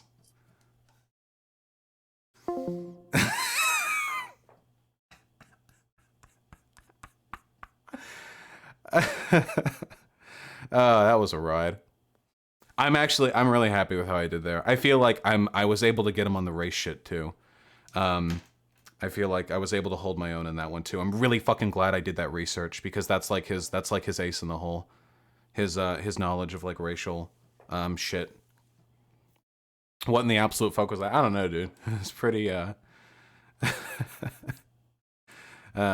was fun. I enjoyed it. I can't believe it's like the man, the myth, the legend. You know what I'm saying? Like I've heard his voice before in so many YouTube videos, but now I'm actually talking to the guy. He's got a very distinct voice. Don't know how you keep your calm facing those people. It's really easy. It's really easy for me to keep calm. I think because I did a little bit of research beforehand, and I don't know. I don't know. I think this is pretty good. Why didn't you grill him on his creepy shit for content? I'm assume as much as guys like I didn't even get to talk about this. Like JF is like legit a serial predator. Like he actually like tries to find like autistic or developmentally disabled girls, and then he tries to groom them and prey on them to try and put babies in them. He's done this with like multiple people. I don't actually think he thinks women are people. It's actually fucking wild. But the thing is though, like I trust you guys to know that. I trust you guys to like know that and learn that for yourself, or I can like addendum with that. But I want to engage with his arguments in good faith while I'm talking with him. One thing that I've noticed, especially with crowds like JF's, is that it's really important to maintain a standard of decorum. And engagement. Yeah, I saw that hyena. I just didn't want to bring it up because it felt like apropos of nothing. I want to be able to engage with the ideas, you know? Will you do a response to alt hype at some point? No, that dude's a fucking vulture. That's the thing. Alt hype is a fucking vulture. What he does is he quickly like shits out videos to try and attract the attention of growing YouTubers to try and get their attention so that he can milk it for drama. He like in response to Sean's video on the bell curve, alt hype quickly shit out like 3 wrong videos in response to him, and when they didn't get the attention he was looking for, he had Black Pigeon Speaks rehost them on Black Pigeon Speaks channel. You can go over Sean's video in response to those 3 videos. It's really fucking funny. He like his engagement, his research was so bad. He just wanted to like really quickly clout chase, you know? JF just talked about his consensual relationship with that girl as a reason for why he left the university. Yeah, that dude's 100% like a serial predator. Do you want to know the craziest thing that he did? He had a fan, like this 18-year-old like autistic girl. He had a fan who he wanted to get to move out with him, to live with him, to put babies in her. She was so developmentally disabled that she had never had a job. She had no idea how to manage like social circumstances. When the parents of the autistic girl found out, they ended up holding a court case, and the parents of the girl actually applied for temporary guardianship over the autistic girl, meaning that she would legally cede her rights to personhood to an authority who would like manage her life, and the judge granted a permanent one. To be able to grant permanent guardianship over an individual entails such an extreme lack of cognitive ability. The fact that JF was trying to groom her into moving across the country so he could put babies in her is insane. Again, so why did you have him on? Because I knew I could make him look bad, because I knew I would win. That's why. I only platform people I can beat, baby. Which is everyone. Ha Oh, holy shit. Oh, holy shit. My left leg is so fucking... Oh my god, I've been sitting on my left leg for an hour and a half. Holy fuck. Whoo, shit. Wait. Okay. Oh, man. That wasn't comfortable. Anyway, yeah, it was still a fun discussion. Hey, guys, that wasn't the end. That wasn't the end of this stream, okay? Because you know what we're doing next? We're talking about black nationalism. We're addressing the drama. It's time, baby. I've collected my thoughts. It's time. And then we'll go over donos. Actually, I should do donos first, right?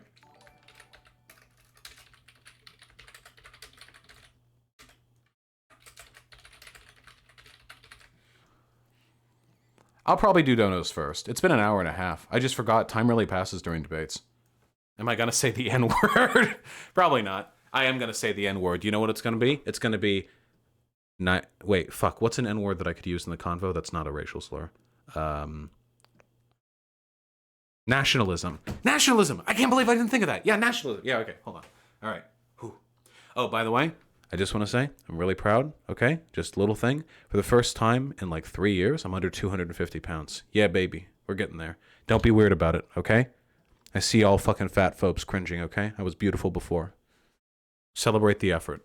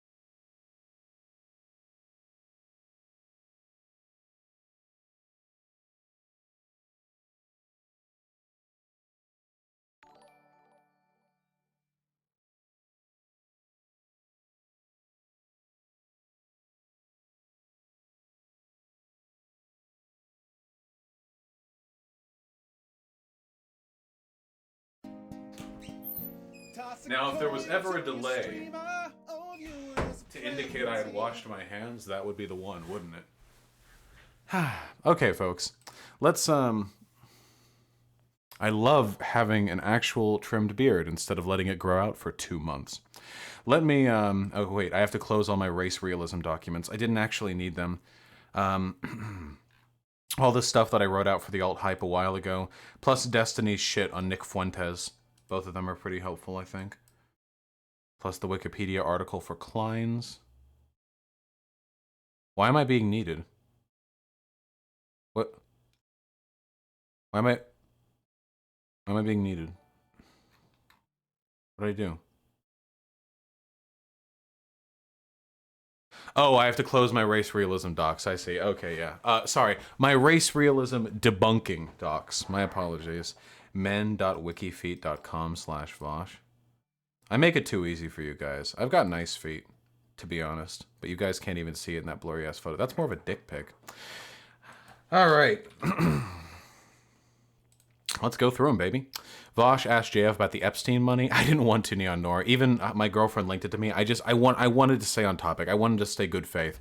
It's much easier, I think, for people on the bridge to identify with my arguments if I stay in good faith. All JF fans already like absolve him of that stuff. You know what I mean? That's why I didn't want to go over it.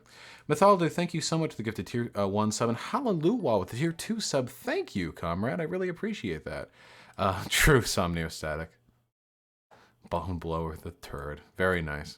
Rappy at the tier 1 sub. I need more alcohol for JF. Good luck. I think it went all right. Thank you. Insomnio Static gifted tier 1 sub. Thank you, comrade. Alongside Ephemeral Commodity. I really appreciate it.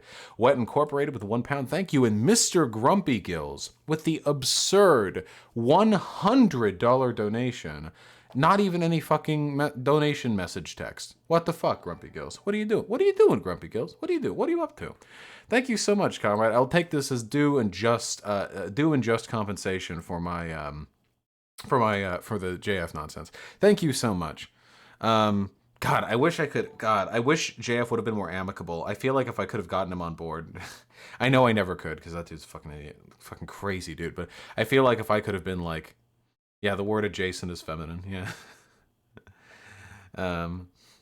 God. Thank you so much, Mr. Grumpy Gills. I really appreciate it. Yeah, thank you, Mono Vanilla. And Ephemeral Commodity with a gifted tier 1 sub, you guys. Most rural utilities are co-ops. Interesting, Nick G. I didn't know that. I'd have to look into that. And locally read with the 10 bucks. Ever heard of Summerhill School in England? It's a free democratic school, sometimes dubbed as anarchist. No, I have not heard of that actually, but I can give it a look. It sounds interesting. Literal Orange, the 5 bucks. Grats and 80k subs. Also thought this was just an Elon stan, but I was either very, very wrong or correct. I don't know anymore. No, JF is not just an Elon stan. He's a full-on neo-Nazi. That's why that's why he didn't like me calling him a Nazi adjacent. Every time I said he believes in the JQ stuff, he didn't fight it, even though I gave him the opportunity to. Thanks for the 5 bucks, pessimist. I try my best.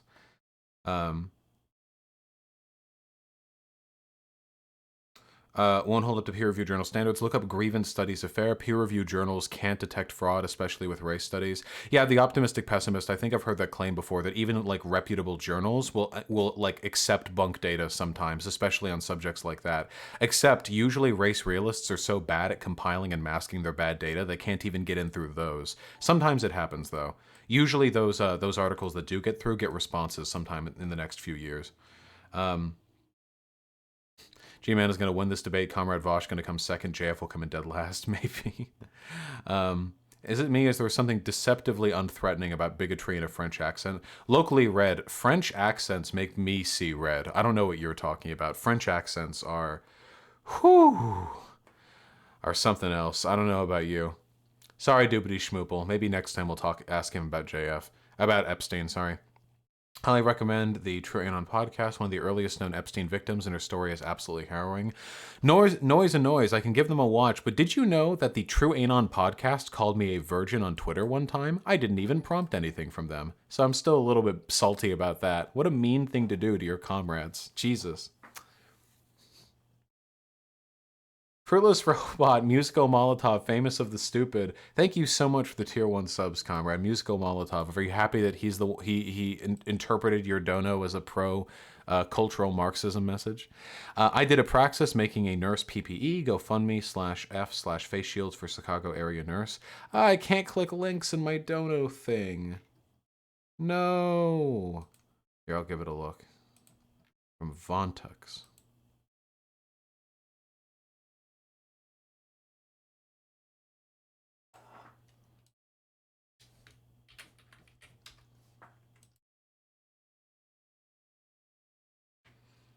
Godspeed, comrade. Lord knows the world needs more of that. There's the GoFundMe link, guys. My coochie juice replaces the brain juice. Melanin makes head too hot, burns brain. Innovation comes from my pale foreskin. From JF Guriepi, the biologist. True, nerd with a beanie. Fucking true, comrade. Oh, dude. For a little while I was like worried I was going to be irresponsibly platforming him, but he wasn't able to get away with any race science shit. Have you heard of critical theory, Vosh? JF is right. Dude, the optimistic pessimist, critical theory is only taught in like a few branches of a few departments in universities. Critical theory is a sociology thing. To act like the entirety of academia is at the beck and call of cultural Marxism is ridiculous. I'm sorry, maybe his language was just a little bit too like over the top. If he had said there are influences from the Frankfurt School in modern academia, then yeah, I wouldn't disagree with that. But he was saying that like cultural Marxism had infiltrated like everything in society, which I mean I can't kowtow to that, you know what I mean? It'd be like saying like black people have taken over every aspect of our society, and I'm like, no, they haven't. And he's like, okay, well here, look, there are a few PTA board members who are black, you know. The left inject Marx on the right inject bleach. True, Kodemon, true. Yeah, Vontex, I think we could do with a little bit of reproductive slowing, to be perfectly honest. Yeah, Anthony. I mean, yeah, the dude's 100% an abuser. Yeah. Bill Bono, the 2-2 sub. Thank you for the education and entertainment. Hell yeah, comrade. I'm really glad that I've been able to entertain you during this quarantine. And yeah, 8582D Derek. I mean, he does have a PhD, but I mean, you know, what are you going to do? Is he unironically saying reproduction is a zero-sum game? I have no idea what he was saying. I don't know if he was like legitimately making the argument that the gays were going to outbreed the straights or something. It was actually like really weird. I didn't know what the argument was, but thank you, Mr. Grumpy Gills. I appreciate it. I know how I do it, and it's by sitting here and having a cool chat. Thank you, Rooster Girl, for the $5. The irritating example, the 1312. JF wants to dance around the term war so he can dog whistle. We get it. Yeah, that dude 100% wants a fucking culture war. Like a real war. Hypermode Art with $10. Here's some money to never have JF on again. Broadcasting his voice is an act of political violence. Maybe. Bruh, he likes them young and mentally disabled. Is that so, Kenmonger? I mean, yeah. We'll do Streamlabs later on. JF Gariepi discusses his 19-year-old girlfriend on Drunken Peasants. Yeah, it's okay. I didn't want to hammer in too hard and like weird ad homs or anything like that, but JF does sometimes feel like a little bit of a lol cow. This is the most interesting one. I think this is from his current girlfriend in like talking in YouTube. Hi, to answer your entry question, me and JF, we don't really talk to each other in real life. We mostly just do reproductive sex. Oh man. Good luck in there.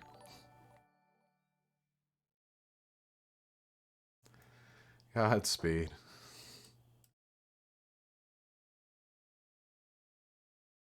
True, Misty Grumpy Gills. Thank you, Oscar Palmer, for the $3, and Hakim Onaram with the $5. True, very fucking true. I hope once I'm on hormones, I'll become as feminine as you. We can only hope, Lily. Thank you for the $5. And 21st Century Socialist with a very generous $20. Sweden, the well-known monarcho-socialist country. I can't even take this seriously. 70 years of social democratic rule in Sweden did not make us the USSR. Yeah, well, also, like, Sweden's been getting more capitalist with time, so it doesn't really mean much. What the fuck is this? You might not... Oh, shit, we have a Nazi dono. You might not care about Europeans, Vosh, but by not calling out you-know-who, you are signing off on the genocide of the Palestinian people. I know this fundamentally comes from a place of bad faith, but just so you know, I literally got banned off Twitch. I literally got banned off Twitch for advocating the United States of America bomb Israel. So, I don't know... You don't have to criticize... The Jews have nothing to do with the Palestinian people. It's Israel that has something to do with the Palestinian people. Most of the Zionists here in America are like fundamentalist Christian Republicans, not fucking Jews. It's that weird essentialism. Horsme, thanks to the $2. Why is capitalism exploitative? Yeah, I don't think that JF would have been able to entertain a very long-form discussion on why capitalism is exploitative. I have a feeling that he wouldn't have been able to hold it all, you know? Thorstein Meme Son with the 50 kronar. Black porn is extremely racist and degrading for black people. Big black bulls are breeding out whitey reduces blacks to the status of sex objects. Oh yeah, 100%, yeah. Interracial porn is racist as fuck. Now, there's not inherently, but like the way it's marketed is really fucking racist. Yeah, totally true. So we just got to make better interracial porn, you know? Now, if some people are really into the interracial, like, cuckolding thing, like, that's their right, I don't think we should, like, ban porn for it. But it is pretty fucking weird that apparently, like, all of the interracial porn is like that, you know? Like, I don't know, it's pretty weird. Yeah, see, that my main problem is I just like fat cocks. I just like big fucking cock. That's my thing. I really love huge dick. And a lot of that huge dick, of course, they get like the big dick black guys for the interracial stuff. So that I see like a big dick, it's like, oh, cool, that's great, you know? And then like the porn actually starts and the white girl's like, yeah, you like fucking that white girl? Yeah, how's that white pussy feel? And I'm like, ugh, like I can't, you know? You're clipping, but I'm completely right. That's... Yeah, there's some good interracial porn. Yeah, of course.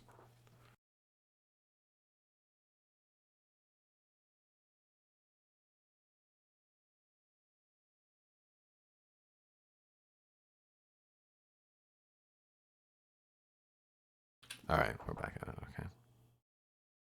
Oh man, we got like a lot of weird donos. Why are white leftists expected to oppose nationalism of their own race, but they're also supposed to support nationalism of other races? Overlord 666, that's a great question. It just so happens that our very next segment is on a very similar topic. So you stay tuned. We're gonna get right to that, okay? Very prescient. Vosh, I once heard there's more genetic variance between ants of the same species and between two trees than the entirety of the human race. I assume you mean like or between two trees, not between ants and trees. I imagine the difference between an ant and a tree is probably greater than that between any number of human beings, but I get what you mean. And it makes sense, yeah, of course. The reason for that is because human beings have only been separated from one another for a few like 1,000 years, like 10, 20. How long was it that ago since Homo sapiens split off? Like pretty recent, whereas ant species have been separate from one another and like have developed a great amount of like genetic diversity over the course of millions of years. So like yeah, it makes sense. True, Snakey's Foo. I like that guy. He seemed pretty cool and laid back. Duly noted, David. Mr. Grumpy Gills, thank you so much for the tier 3 sub. Oh, we got another Nazi dono. Israeli settlers thank you for ignoring you know who. Once the Palestinians are all dead, there's some free real estate in it for you, Vosh. Guy, why do you pretend to care about the Palestinian people? It's really fucking weird. Like, why do Nazis do that? Why can't you just say you hate Jews? Like, why are you pretending? Like, why are you pretending to care? I have never met a Nazi who wanted to do like humane interventionalism anywhere in the world to help oppressed groups. Just say you don't like Jews. I don't like Israel. I'm fine with Jews. They're not the same thing. I don't know. It's just really weird. Sammy, thanks for the $1. Oh, Vosh, I enjoy your content, but I think you've been misrepresenting fascism. Hey, okay. All right. Dude, where'd all you come from? Well, I guess I actually know. White fragility, one drop minority destroys whiteness. True. And Jay Loosely, glad to hear it, comrade. Thank you for the tier 1 sub. Somnia Stack with $5. I don't remember when I noticed the WowE thing, but let me just say you're all subhuman WowE. True. DeGero with the incredibly generous $50. Congrats on the weight loss, my dude. I haven't been motivated to go to the gym recently, but if you can stream so much and still go to the gym, I have no excuse. Ha! I haven't been going to the gym at all. I've just started eating less. I eat a fuck ton of food, or at least I used to. Used to eat so much food. Go to the gym? You fucking kidding me? I'm not leaving my house. Fuck that. Those lean cuisine meals are pretty tasty. Give them credit, you know. Leftist USSR supported Israel in its treatment of the Palestinians. Hitler and the fascists didn't. Are you like dumb? Hitler was dead when Israel was founded. What the fuck are you talking about? What? Hitler didn't approve of Israel? Oh, wow, I wonder why. He was dead when Israel was founded, and he was an anti-Semite. Also, I don't have anything to do with the USSR. Also, I'm pretty sure the USSR didn't approve of Israel because Israel has been used as a United States military base for pretty much like forever. Yeah, Hitler actually supported an idea of Israel like before the Holocaust started. Like that was stupid and like like why would you do why would you pay money to share that information with me? Oh yeah, he wanted to create an ethno state in Madagascar. That's right. Anyway, DeJero, thank you so much for the $50. I really appreciate it, comrade. Okay, guys, I'm gonna have to ask you guys to do something strange with me for the first time in a long time. Okay, I need you guys to chill, just chill for like 2 minutes because I need to write down some notes to gather my thoughts. I don't like doing much immediate preparation for these things, but this is a fairly complicated subject. Okay, so hold on. Just chill for a second. I'm not even going to be looking at chat. Okay? So just chill. You can do that, can't you?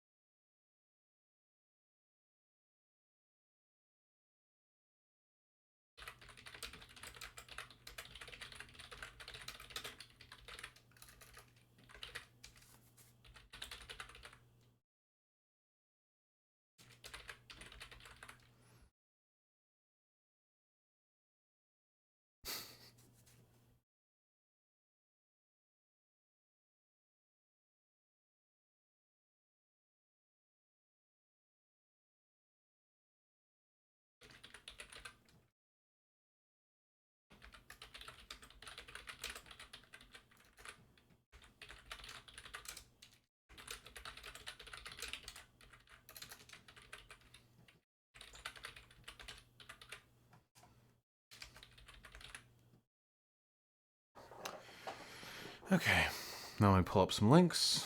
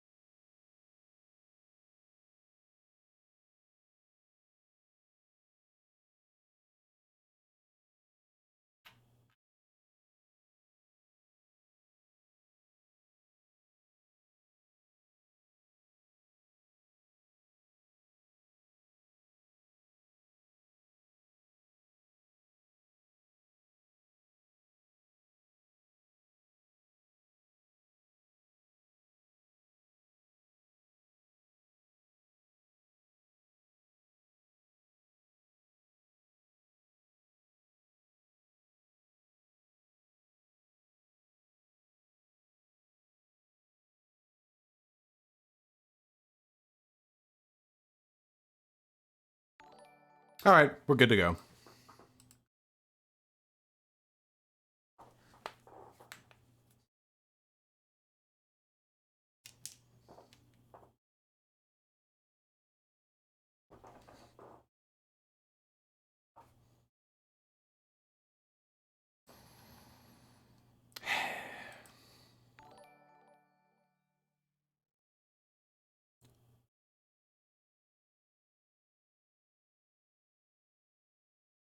So, for those of you who are aware, and I don't know how you wouldn't be, there was recently some drama online, mostly on Twitter, about black nationalism, at which I seem to have found myself at the center of.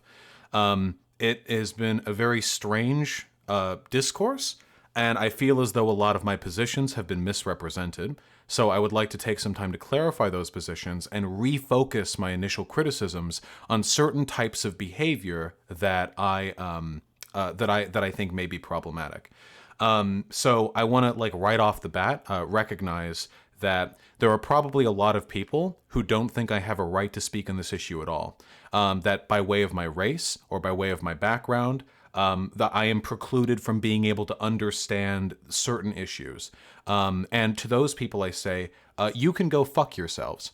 As a person who believes in liberation, as a person who believes in equality, as a person who believes in solidarity, the idea that a person should be precluded from having an opinion on something based on demographic characteristics they have, whether or not they're a part of the power group or the disempowered group, is disgusting to me.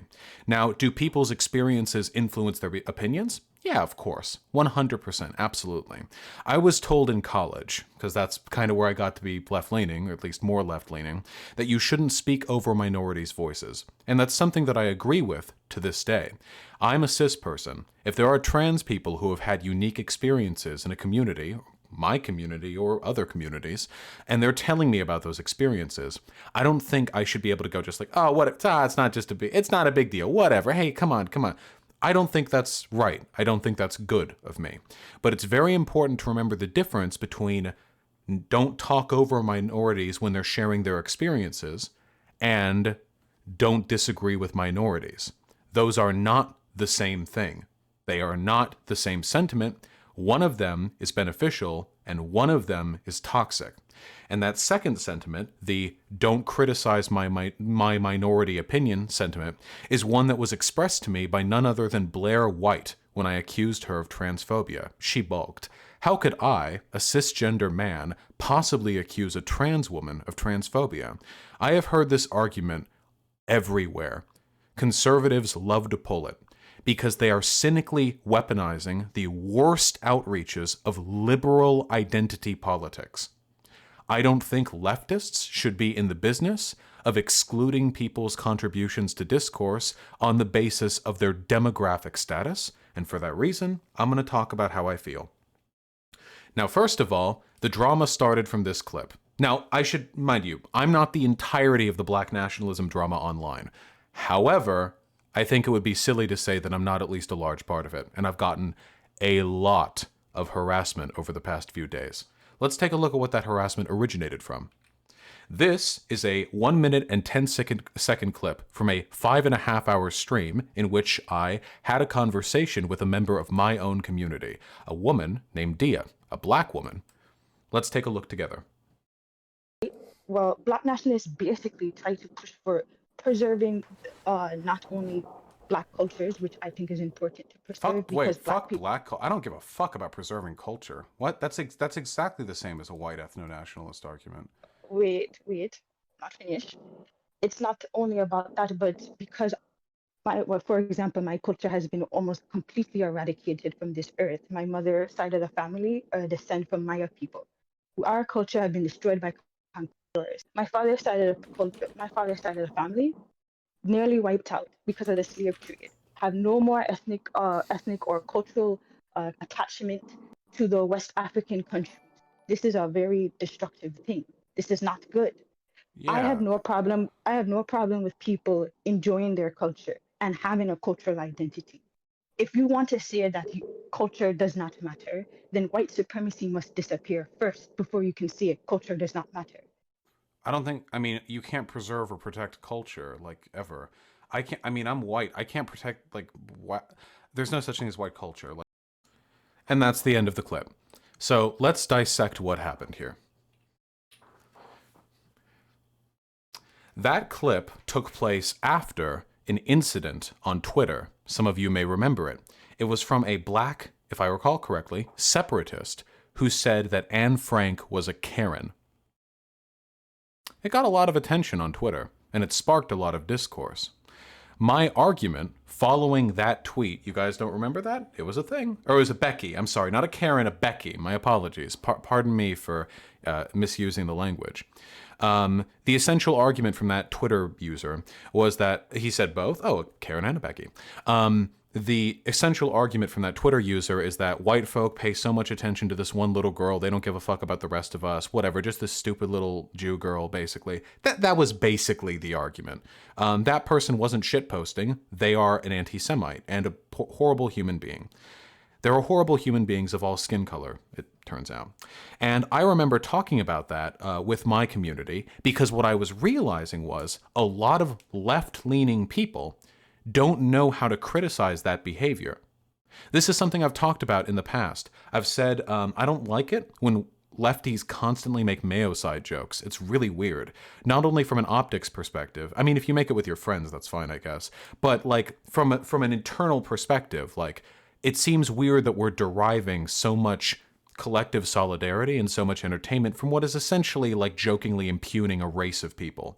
I don't know if that's like good long-term behavior. It's obviously not the same as being like, oh, black genocide. I'm not drawing any equivocacies there, but I still don't think it's desirable behavior. And the issue that I noticed, I also said the same thing about like woke bae feminists who think that shit-talking men means making women's lives better. Just cringy shit like that. We know people like that, don't we? Like men are trash, men are garbage, and people like, woo, you go queen, but like it doesn't do anything. It just essentializes the dichotomy. And a lot of the people who act like that end up being TERFs because they've essentialized behavioral traits that that they then see in trans women because they were, assigned male at birth. There's a pretty big overlap between those things.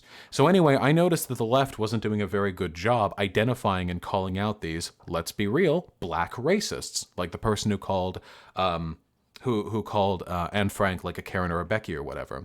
And that got me real hyped up. I love getting hyped up on stream. And I said, I would love to debate a black nationalist one day. I would love to. Then Dia came on, and we had a conversation.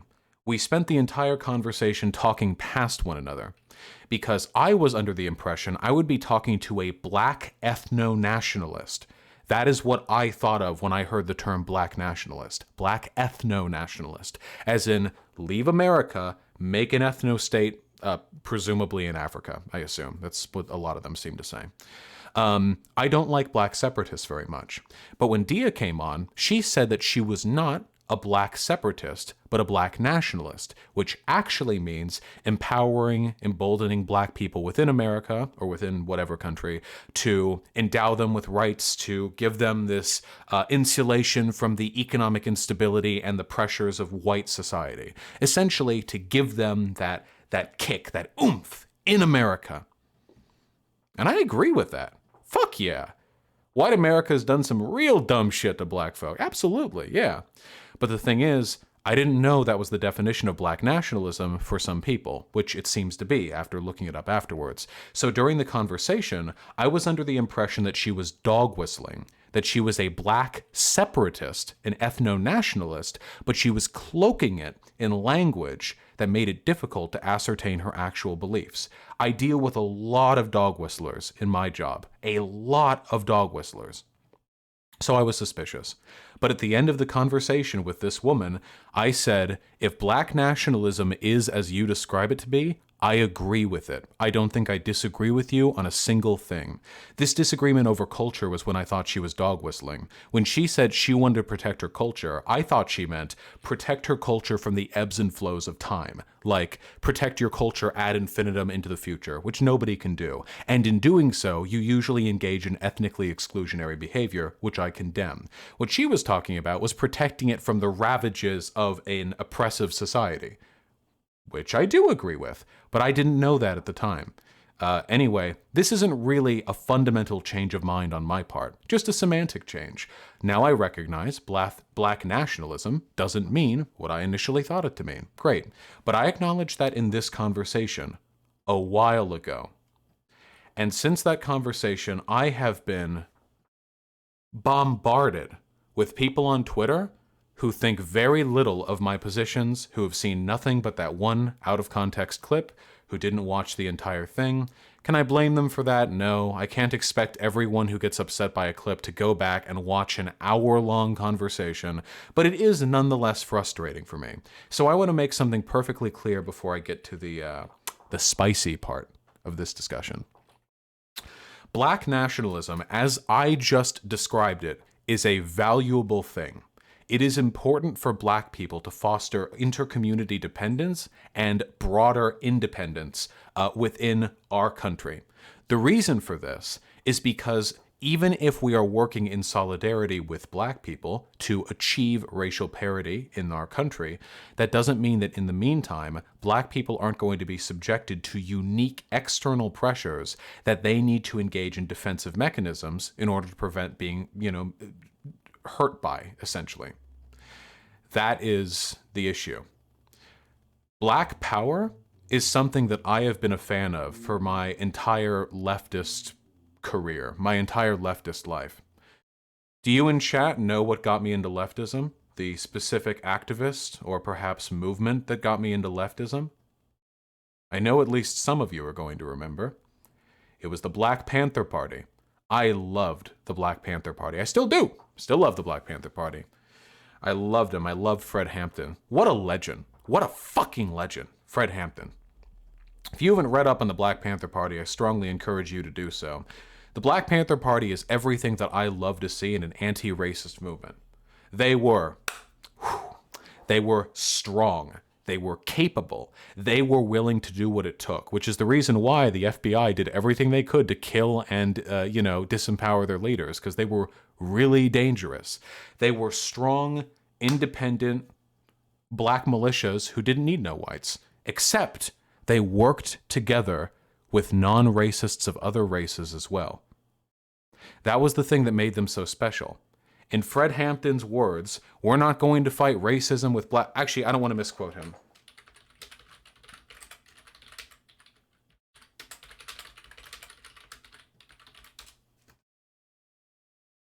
Yeah.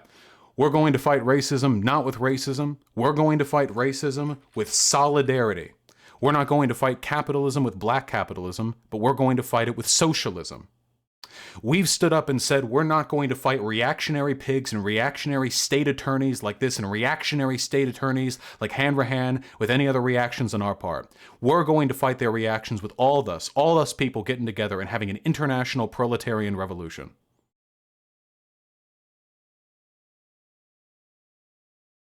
He was assassinated at 21 years old.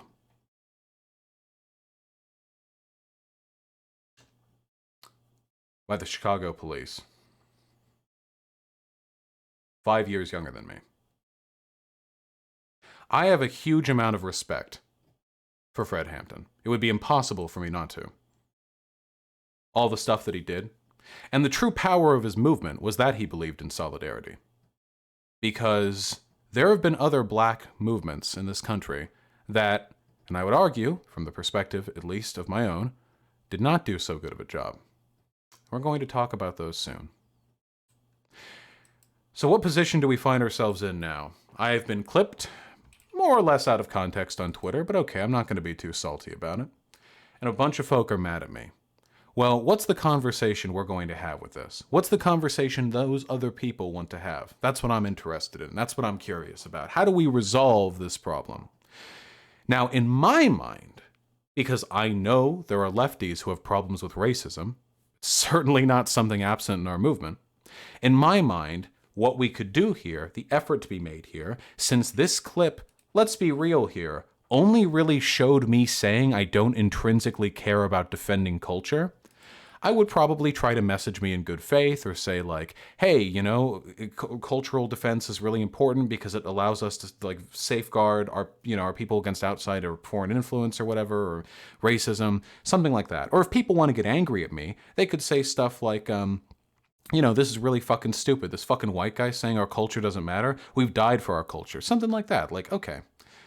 What I didn't expect was to be called a cracker over and over again. That was a little weird for me. Now, I want to clarify. Being called a cracker doesn't hurt me the way calling a black person the N-word hurts them. Please spare me your fucking 101 criticisms of this upcoming argument, okay? Because I'm already aware of them, okay? But it is still racist to disagree with a white person as a black person and to impugn them by calling them a cracker or a whitey or mayo. That's a little strange. See, that's not stuff the Black Panther Party really did. The Black Panther Party criticized white supremacy. The Black Panther Party made great lengths to distinguish the criticism of the superstructure from the criticism of the individual. That's the impression I have of black power movements. Really, you don't make the world any better just by calling white people crackers. So it's not being done out of like a utilitarian basis. It seems like it's being done more out of contempt for me as a white person. And while that contempt is not harmful in the same way contempt against a black person is, and even if you subscribe to the academic definition of racism, which is prejudice plus power, it is undeniable that this is at the very least racial prejudice. And while I am not hurt by this, I am still a prominent streamer with a prominent community. I will be fine. I am going to survive this. It seems like it's kind of antithetical to the broader goal of enacting solidarity. Over the past few days, I've been acting on the assumption that black nationalists were people who believed in solidarity and people who believed in bringing up racial parity in this country, if you're an American at least, through solidarity. That was the impression that I got. But that isn't what I've been seeing. I've been seeing behavior that I would consider reactionary. Now, this is just my belief, but when I see stuff like this, I keep seeing leftists criticizing black nationalism as if black nationalists need, want, or seek their approval. They expect folks to debate them because they assume that anything we're seeking will ultimately have to receive their approval. It's hilarious. If you're a black leftist like myself, we can debate, cool. If you're a non-black leftist, I just want to know who the hell was even talking to you, because both of you can get the fuck out. So if we remove the woke language, this is I'll talk to black people but not white people. I don't know what you guys think. I think this is pretty fucked up, personally. I'm a leftist. I'm an anti-racist. I share camaraderie and shared interests with other people who identify by those things. To say, I don't feel as though I need to talk to a white person, and to insinuate that my disagreement with others is predicated on my belief that that they need my approval as a white man, is not only incredibly disingenuous, it's also racially exclusionary. Now, I can't believe I have to say this again with leftists, but I'm going to say this again. Ideas are ideas. And if a person challenges your idea, the nationality, the race, the gender, and the sexuality of that person's criticism doesn't mean anything. The idea is what you need to be responding to. Now, if you want to make the argument, I don't want to have to deal with this. I get these crackers criticizing black nationalism all the time. That's okay. But if you're going to grandstand about how you're not going to have a conversation with white people on this, and then say, I just want to know who the hell was even talking to you because both you can get the fuck out, impugning the black woman who I was talking to, who was desperately trying to make a case to me, that is really, really strange. That is very weird. And what it feels like is making the accusation that that person isn't black enough. If we want to go to a person who really likes that race traitor language, this is Star Platano, I guess, who has very cringily put Isaac from Castlevania up on their picture, presumably because they're also a black guy who has no morals, judging from the shit they've been tweeting.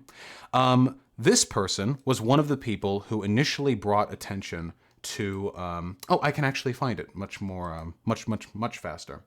I can actually find it. Here we go. Platano? Gotcha. Well, listen, we're not pugning here on my pronunciations here, okay? We're going to find that tweet. That's what I'm looking forward to.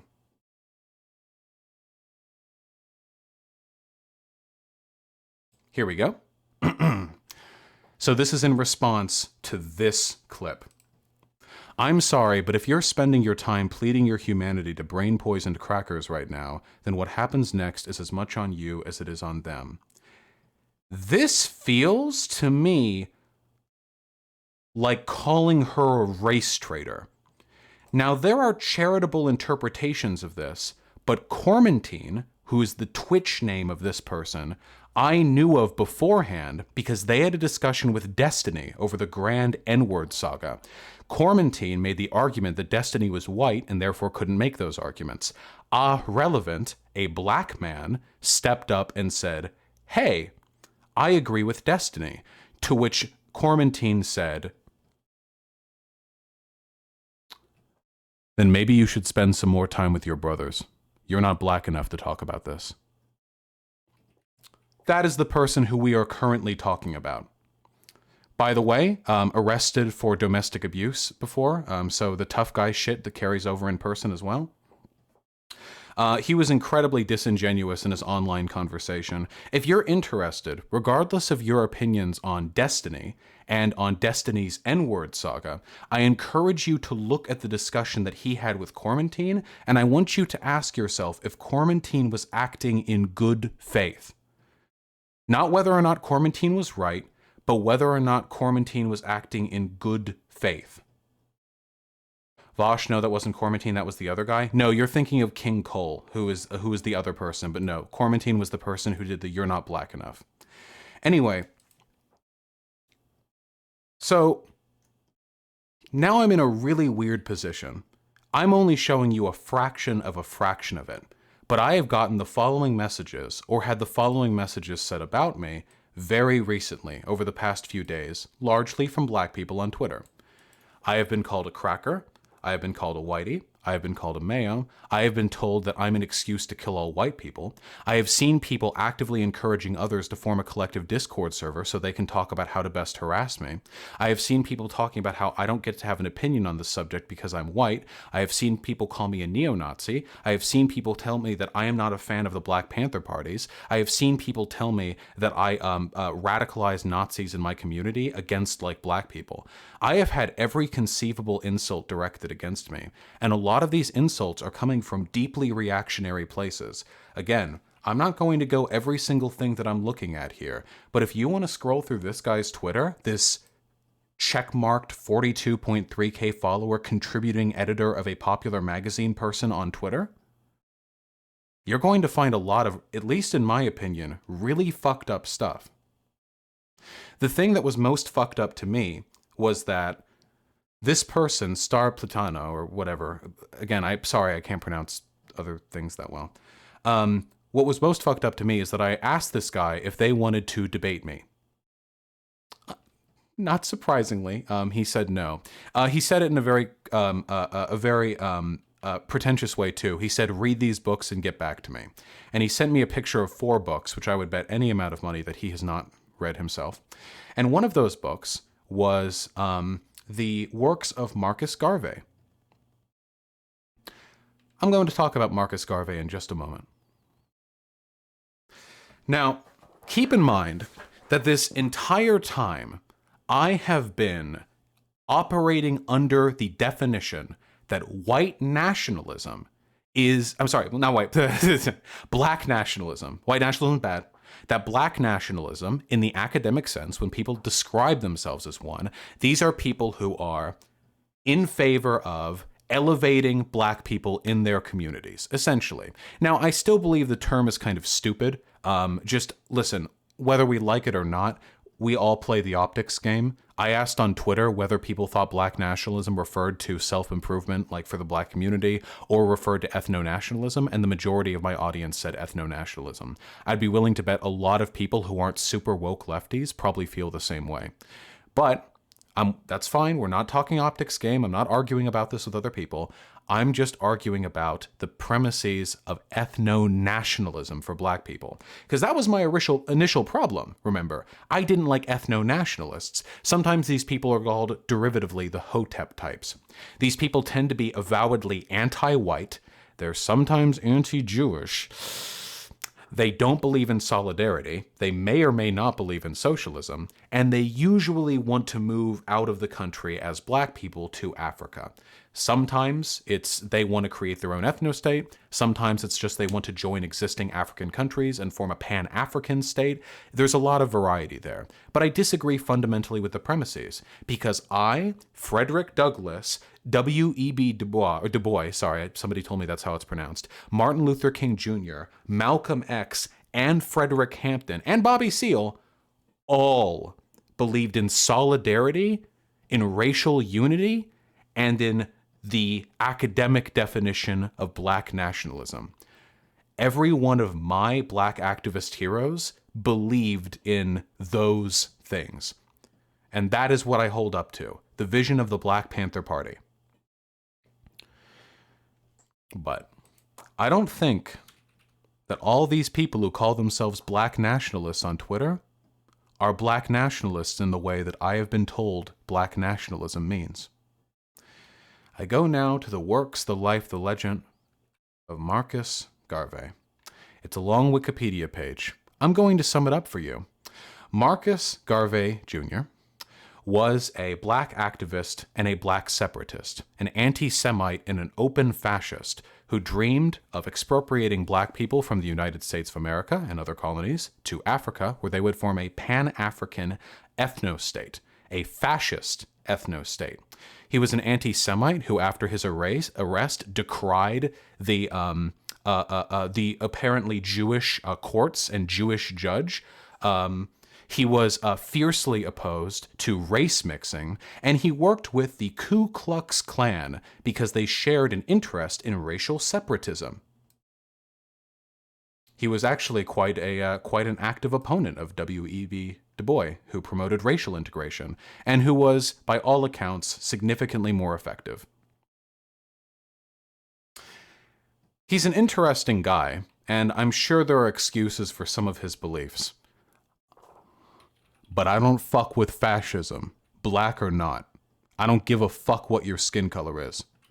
He engaged in a lifetime of ethno-supremacist language of ethnically essentialist language, of fascist apologia. He defended Adolf Hitler and his creation of a white ethno-state until he learned that Hitler still had plans to eradicate blacks and Jews from the world. Essentially, he was okay with Hitler's designs. Hey, just like Candace Owens, he was okay with Hitler's designs as long as they stayed domestic. As soon as they crossed past the borders, he had a problem with it. Unironically. Now, Garvey didn't accomplish much in his life by the standards of the other figures that I've listed here, like W.E.B. Du Bois or Malcolm X or Martin Luther King Jr. Of course, that's a very, very high bar to set, obviously. So I don't think that necessarily means that everything that he's done is worthless. He was legitimately anti-racist, or at the very least anti-black racist. Like anti-racism against blacks, but his there you go, imprisonment, back to Jamaica. He lived an interesting life. He believed in Pan-Africanism. Here we go. Garvey envisioned his Pan-African society as authoritarian, elitist, collectivist, racist, and capitalistic. That's his description. He called himself the first fascists, and he said Mussolini cribbed fascism from him. That's right, he was an anti-communist too.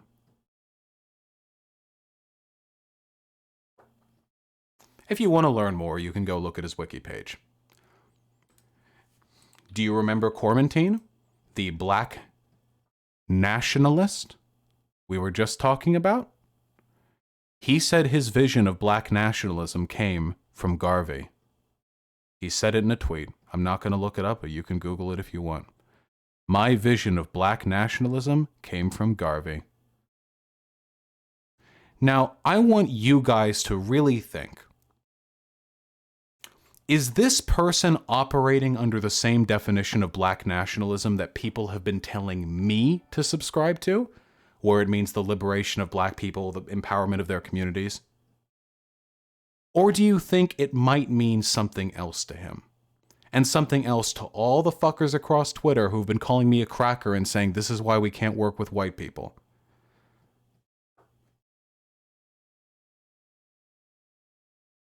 I don't think so.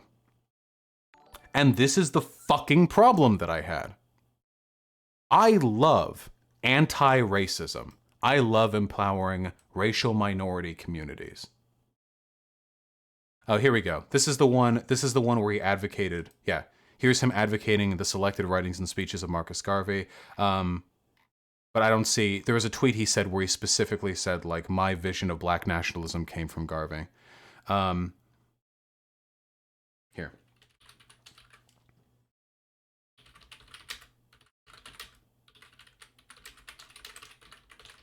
See if we can't find it.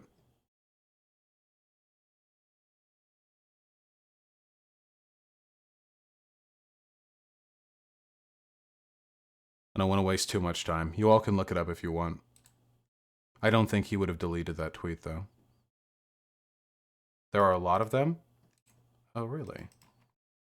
Again, this isn't really substantial. I'm just making sure that people understand that I'm not... Oh, here. Speaking of Garvey...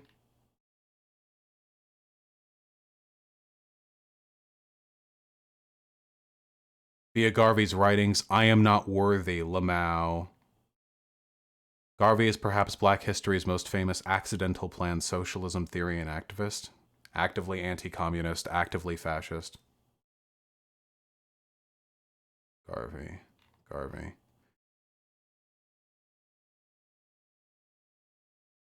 Oh, hey, this one's about me.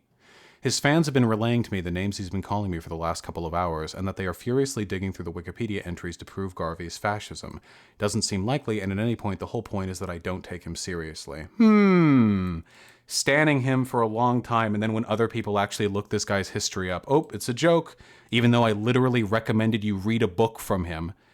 If you go watch his conversation with Destiny, this guy is an absolute bad faith actor. Yeah, Garvey literally described himself as a fascist. Yeah, it's National Socialism, guys. Anyway, you know how I've spent a really long time trying to excise tankies from my community? And how sometimes tankies will appropriate the language of actual like liberal social or like libertarian socialism, but then you like push them on a few points and it turns out they're legit just like Stalin stands. Oh, he was saying he doesn't take me seriously? I gotcha. Yeah, we stand Nkrumah and Garvey in this household. Who's Nkrumah? Hold on. Former president of Ghana. Interesting. Are they a problematic figure? Maybe, but it looks like they did a lot of good, so I'm not going to impugn any of that. The point that I'm getting at here, and we can stop harping on this specific point. This is the tweet you were talking about? Oh, Shin. Ah, here we go. This is it. Thank you. I'm glad we were able to eventually arrive at it. Black nationalism is good, actually. Garveyism got me here. So again, I thought black nationalism was empowering the community. But Garvey led him to black nationalism, and Garvey believed in a racist, ethnically exclusionary, race-mixing banned, racist, fascist ethno-state in Africa. So, yeah. The problem that I'm getting at here, and the thing that really bugs me, is that I was told, hey dude, quit fucking impugning black nationalism. It actually means this good thing. And I say, okay. And then, following from that conversation, people online get real angry with me and they start doing stuff that really, really doesn't make it seem as though that's the definition of black nationalism they hold to. And that fucking bothers me. Because I believe in egalitarianism. I believe in anti-sectarianism. I believe in solidarity. I believe in working together with comrades of different races to build a better outcome. I don't think these people do. Oh yeah, and I believe in socialism too. Not a big fan of fascism personally. The issue that I have is that a lot of lefties who I know for a fact aren't like crazy fucking ethno-supremacist black separatists also jumped in on this. Like Non-Compete, who's still too cowardly to have a conversation with me. That's funny. Who repeated pretty much exactly the same talking points that like that others were. This isn't it. Until we as white people collectively abandon whiteness and all give up the benefits of whiteness, we can't blame non-whites for seeking autonomy and self-determination. Autonomy and self-determination meaning what? An ethno-state? This is literally the language white ethno-nationalists use. And what's more, I don't know if there's a line between black nationalism and black separatism anymore. But also, what happened to intersectionality? We as white people collectively abandon whiteness and give up all the benefits of what the fuck do you mean? Do you think whiteness is like a cloak white people wear? It's a massive socioeconomic superstructure that lives over and inside all of us. Much in the same way that sexism lives inside men and women, whiteness as a concept exists in everyone. Can you imagine a tweet saying like, until we as men collectively abandon sexism and give up all the benefits of being men? Like, that would be very, very, very strange. That would be a very, very, very strange thing to say. And it's anti-intersectional. Sorry, it's anti-intersectional. Just like a capitalist could join the working class movement by giving up their capital, but with one important difference. It's not impossible for individual white people to give up whiteness. It has to be done collectively in a large enough scale that the hierarchy collapses. You don't give up whiteness. That's not how it works. I actually can't believe... I'm sorry, so this is me speaking as a sociology graduate. This is not how the concept of whiteness works. It's a collective social pressure that all of us have to work together to defeat, same as every other collective social pressure. You can't non-intersectionally destroy an intersectional problem. Who's that in chat? Stop conflating black nationalism with white nationalism. It's really cringe, thanks. Imperial Battle Mage, have you actually been watching the stream where I extensively detail the difference between black nationalism and white nationalism? Have you actually been watching the stream that we're doing right now? It's a good indication, though, of how reflexively you'll say stupid shit in spite of, like, its complete inapplicability. Sorry, you're getting the triggering ban.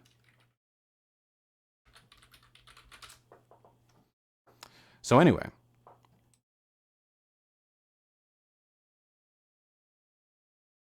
There was another one he did.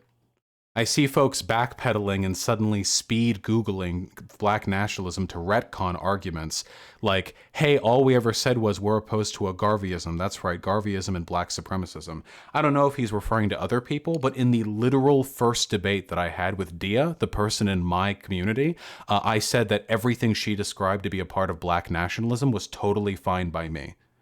So I don't know if we're referring to me indirectly here. Vietnam didn't need white people to go in and supervise and approve the revolution to succeed. White people in the USA did help by protesting, but never did Vietnam need white guidance or direction.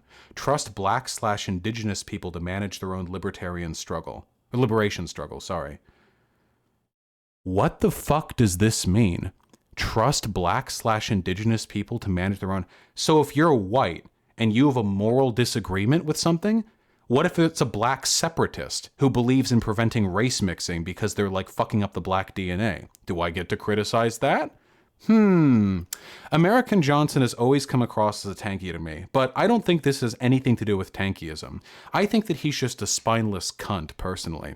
I think that he's generally like a pretty woke dude, and he's so woke he's paranoid to go against the prevailing groupthink about black nationalism right now. So he's been tweeting nonstop, even though he was never a part of the discussion, and he was never like actively involved in any of the like disagreements, because he wants the approval of all like the black Twitter people. I think that's what he's doing.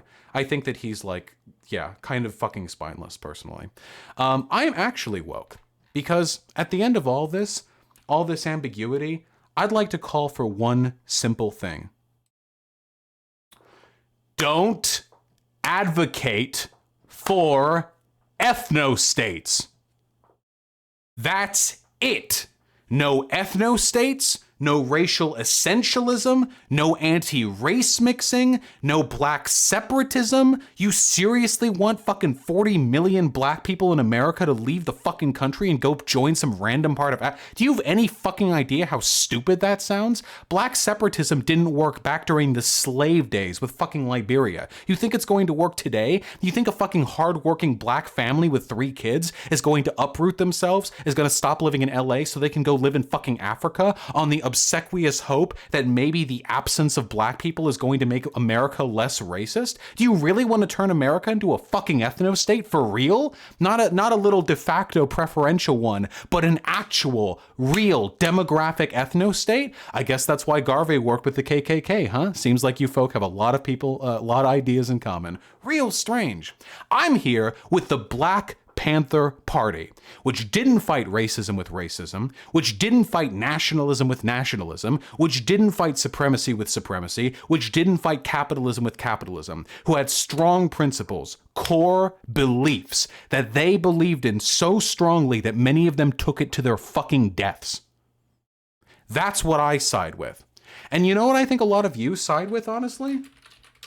And I know this because I saw some of you standing for them on Twitter after that picture. The new Black Panther Party. That's what you are to those people. You should not be claiming the legacy of the Black Panther Party when you reject the fundamental tenets of their organization. This is the new Black Panther Party, another group of LARPers who want to seize control of that legacy without actually representing the things they believe in. They are anti-white. They're anti-Jewish. Are you a big fan of either of those things? You should be, because Jews are the ones pushing race mixing, aren't they? That's the reason why black supremacists tend to be anti-Semitic, because they share a lot in common with white nationalists. This is what you guys represent. You don't base your advocacy off of love of the black man. You base it off hatred of the white man. You don't base your advocacy of racial justice off of egalitarianism, but off of separatism. This is the thing that bothers me. And whether you're an actual fucking fascist defending black separatist like Cormentine on Twitter, who is a weaselly and frankly racist piece of shit, who, if he takes issue with my ideas, he should probably actually like stand up and defend those ideas during discourse rather than hiding behind Twitter and telling me to read books, one of whom is from a fucking fascist. The new African Black Panther Party and the new Black Panther Party are two different things. Yeah, that's why I said the new Black Panther Party, and I have a picture of the new Black Panther Party up in the SPLC website where they're designated hate group. I don't know why you're making that distinction here when I'm very clearly being specific about the group of people that I'm targeting. And if you're a spineless little fucking weasel like Non-Compete who thinks that this is your chance to get in good with all the black people, this is your chance to be the good whitey by folding yourself into a fucking suitcase and being the spineless little white gimme that they can carry around and throw down, then yeah, I think you people are pathetic. I really genuinely do. Because I care about anti-racism, not anti-whiteness. Well, whiteness is fucked up. Anti-white people.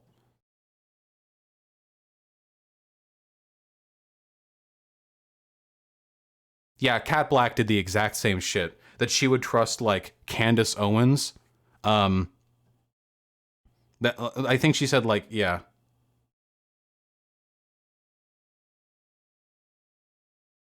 Candace Owens, even though I think most of the things she says are silly, probably is willing to have a more productive conversation with a black person about race than a white person. So this is wrong on several levels. First of all, it's racial essentialism. Second of all, Candace Owens literally defended Hitler, you fucking idiot. And third of all, the idea that you would actually ally with a fascist like Candace Owens because you're too bitter to admit that white people are capable of having good takes on race is disgusting. These people aren't my allies because they're racists.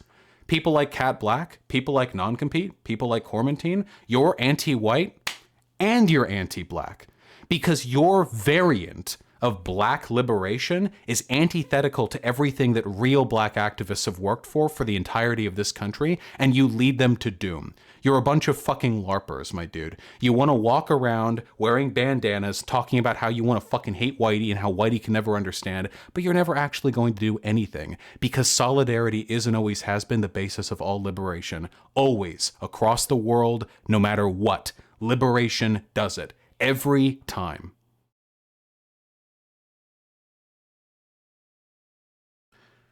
And I get why they do it, too. I understand why they do it. I think that, now I'm going to say black separatism here, including people like Cormentine and that person called the Negro Subversive on Twitter, the first person that I looked at, and maybe even Non-Compete and Kat Black. When I look at these people, I think that in addition to being spineless, I think they're scared. I think that it's a form of doomerism. They believe you legit cannot work with white people, that white people are inherently incapable of building an anti-racist society, and that for that reason they can't work with them. It's the ultimate form of doomerism. It's never going to work. Might as well just go to Africa. Well, I'm really sorry, guys, but I'm not going to let your childish rejection of historically valid tactics and of the foundational principles of leftism get in the way of me actually trying to reduce the racism in my country. And to any other leftist who sees the behavior of these people and is disgusted by them, as I think you should be, because Kat Black literally fucking said that she would rather talk about black issues with a Hitler apologist than any white person, then Non-Compete, who literally said that white people shouldn't have a voice to make any moral judgments of non-white people's liberatory struggles, or of Cormentine, who stands a fascist and believes in black separatism when he claims to believe in black nationalism, then I would argue you should be vigilant on Twitter, because these people are as cancerous to actual anti-racists as tankies are to actual socialism. That's it. They're grifters, they're losers, they're fakes, they're racists, and they're babies. And I know they're going to be mad when this video comes out, probably because some section of it is going to be clipped, but I'm not a grifter. I have principles, and one of those principles is solidarity. It's literally the bedrock of everything that we believe in. So get the fuck over your doomerism shit. Get the fuck over your weird biological essentialism of race differences. Get the fuck over your delusional belief that black separatism is the way forward for the world.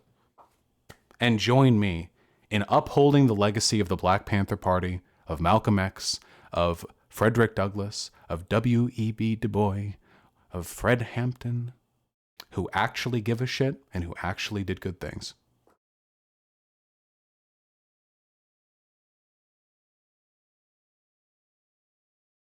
Did I not say Dr. Martin Luther King Jr.? Did I actually leave him out? Yeah, also that guy. I have seen a lot of like these black separatist types on Twitter being like, ooh, MLK was a liberal or some shit like that. These people have like brain poison. It's actually insane to me.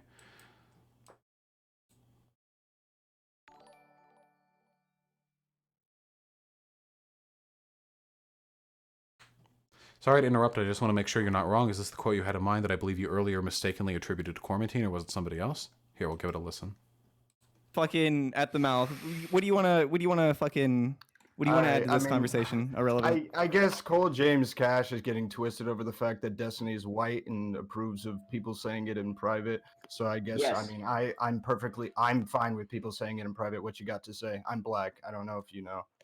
I think A lot that you of need to people spend get it more time with your own people if you find that to be acceptable. That is so insulting to tell somebody they're not. Ah, fuck, that was Cole James Cast. That wasn't Quarantine. I'm pretty sure Quarantine said something similar later in the debate, though, didn't he? That was Cole James Cash, who, by the way, Quarantine came there with and worked with. That is yeah, I know that's not Quarantine, that's Cole James Cash. He said something similar later. Yeah, I was positive he did, but I thought that specific quote was from Quarantine. Okay, thank you for clearing that up. I mean, I stand by all the things that I said, so.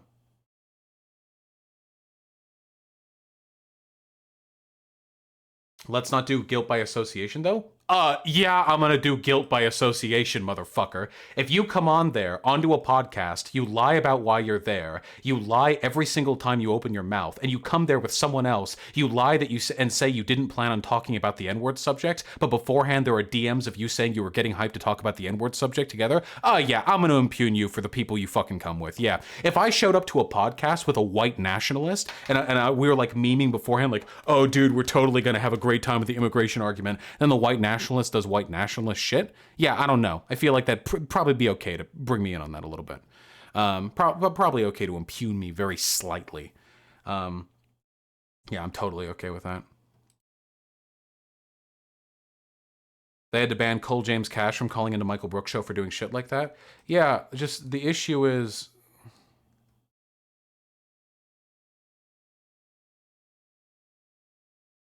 Ha!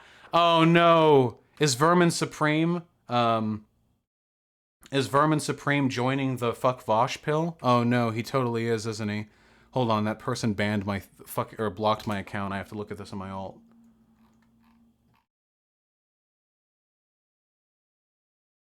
Oh my god, dude. These people are relentless. Am I supposed to consider these people comrades? Holy fucking shit. Look at this. Vermin Supreme, today you did an interview with Vosh. Are you aware he defends buying child porn? That he said the N-word? That he compared being a man to being Rosa Parks? Holy shit, that was in a satire stream. That he said fuck black culture? That he uses the T-slur? That he's a long history of misogyny?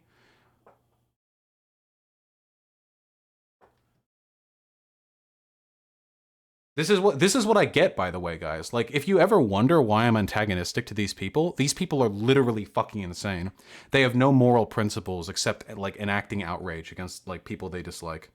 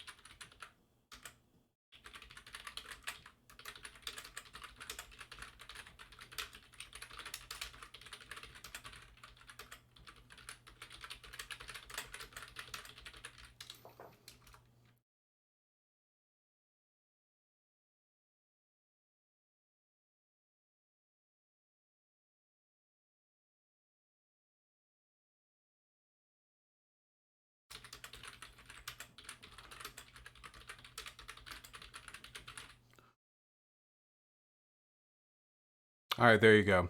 I don't give a fuck. There's a tweet. Have fun. On the upside, free publicity for you? Yeah, maybe. Go right ahead. All right, we're done with that.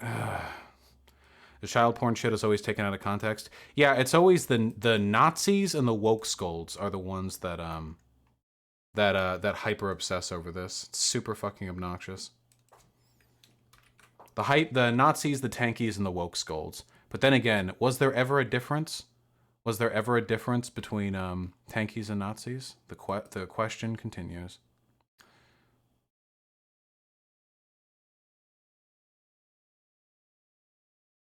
This person's bio literally says, support your local sex workers, not left grifters, and they have me blocked. This person might literally be like an anti-Vosh, like Stan account or something. Holy shit, they're retweeting shit over the past, like, hour that are just like, if you're white, you can't say the N-word. But will alienate white cis men. To be honest, nothing of value is lost. Hey guys, can I be honest about something? If this is the attitude you take towards building an effective leftist movement, you kind of deserve the death camps, because that's exactly what it leads to. Can you not drag me along with you to the death camps? Can you march towards them on your own without bringing me along for it? This is literally the most, like, this is literally the worst possible attitude to take towards building solidarity and, like, improving the world. But like, if you really want to, like, bring back the fucking Fourth Reich and you want to die in a camp, just do it yourself, okay? Go over to Hungary, go over to Poland or something, go have fun over there. Yeah, just do it yourself. Don't drag me in with it, okay? I'm pansexual. They're going to get me too, but you're probably going to go first.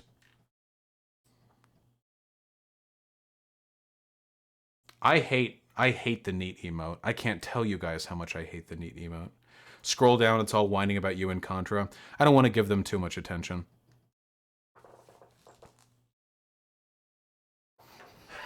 Yeah, I will be removing the neat emote soon. You guys overdo it so fucking much. How is this statement different from the black separatist saying Dia deserve what happens? Because the black separatist was saying Dia deserve what happens for talking to a white man. I'm saying you deserve what happens because you are literally preventing people from engaging in solidarity. I don't really think these are comparable, but that's just my opinion. No, guys, no, guys, you guys overuse NEAT all the time. It's actually way the fuck overused. It's not funny anymore. Like, at all. It's not even remotely funny. You guys overdo it so fucking much. There's no other emote you guys abuse to this extent. It's a joke? Damn, you know who else says that? Nazis. Whew!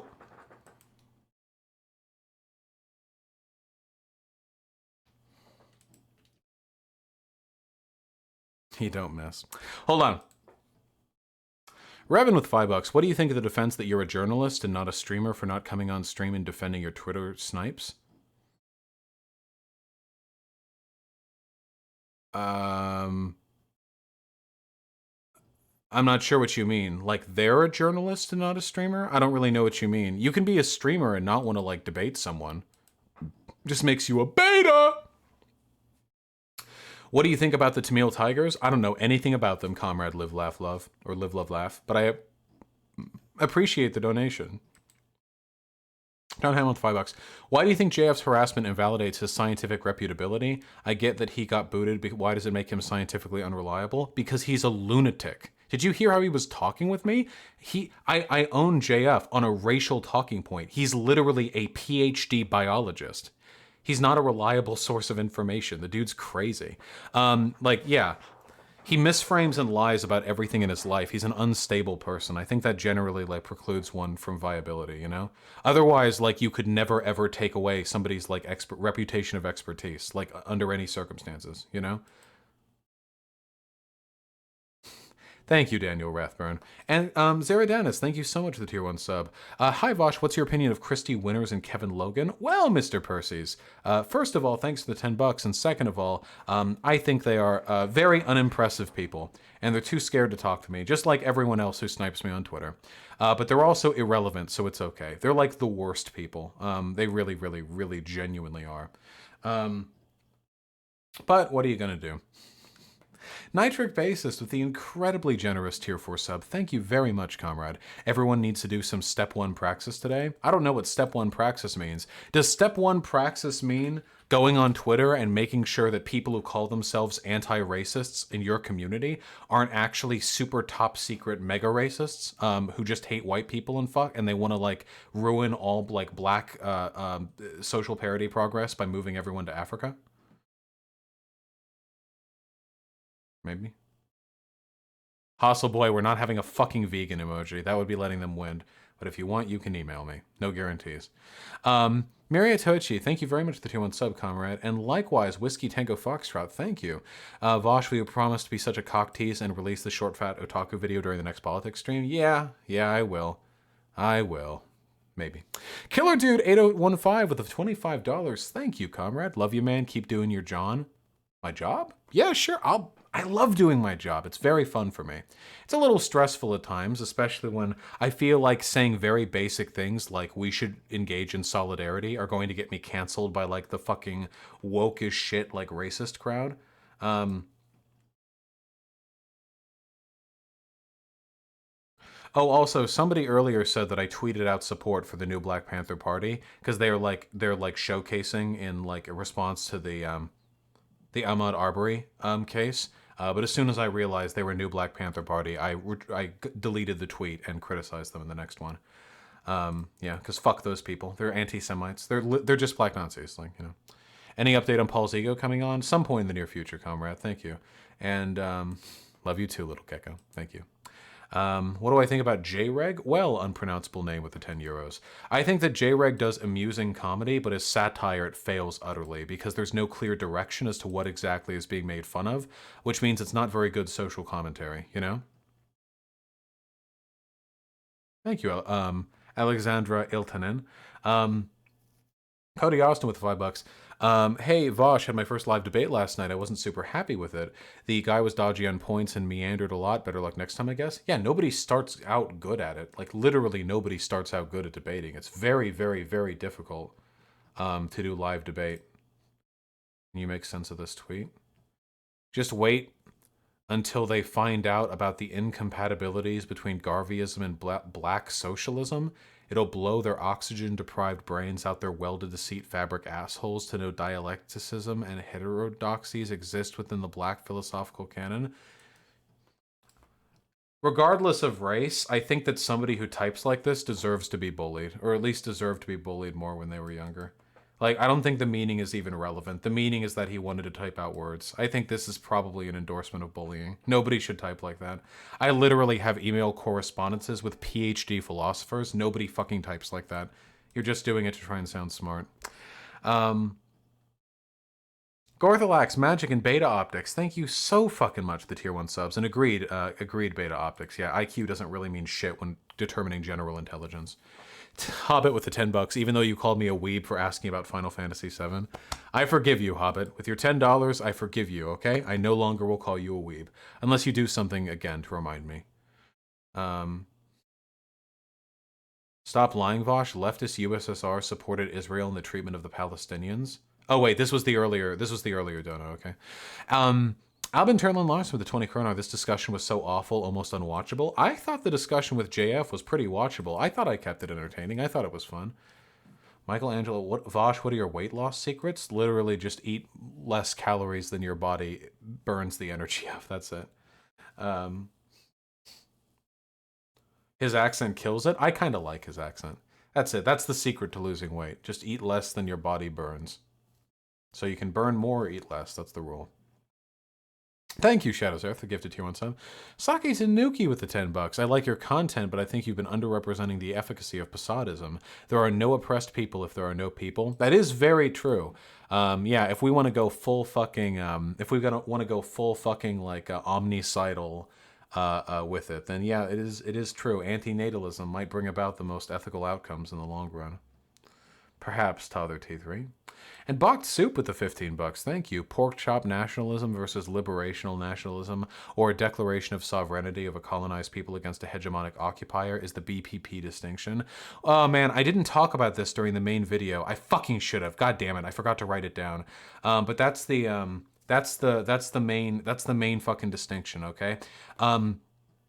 Nationalism can be justifiable in certain instances when you're using it as a defensive mechanism to repel like oppression, like Kurdistan, like the Palestinian people, like Ireland, a long time ago, like Pakistan, probably, yeah, Vietnam, definitely, Taiwan.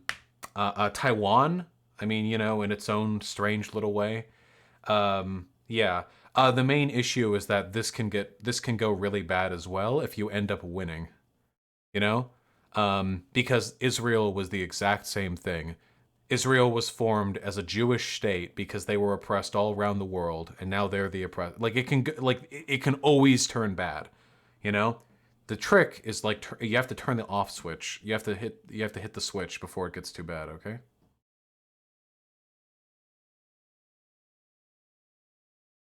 Duly noted, Icon Behemoth. Samantha Falk with the $10. Malcolm X was a black separatist. Look up the black Hebrew Israelites. No, if I remember correctly, Malcolm X toyed with the idea of black separatism, but he denounced it later in his life. If I remember correctly.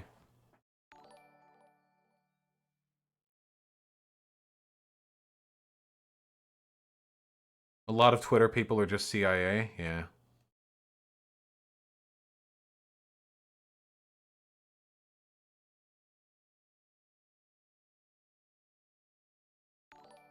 Hebrew Israelites are some deep cringe. Yeah, of course. He denounced it after his trip to Mecca. Yeah. Like, he eventually came around on that.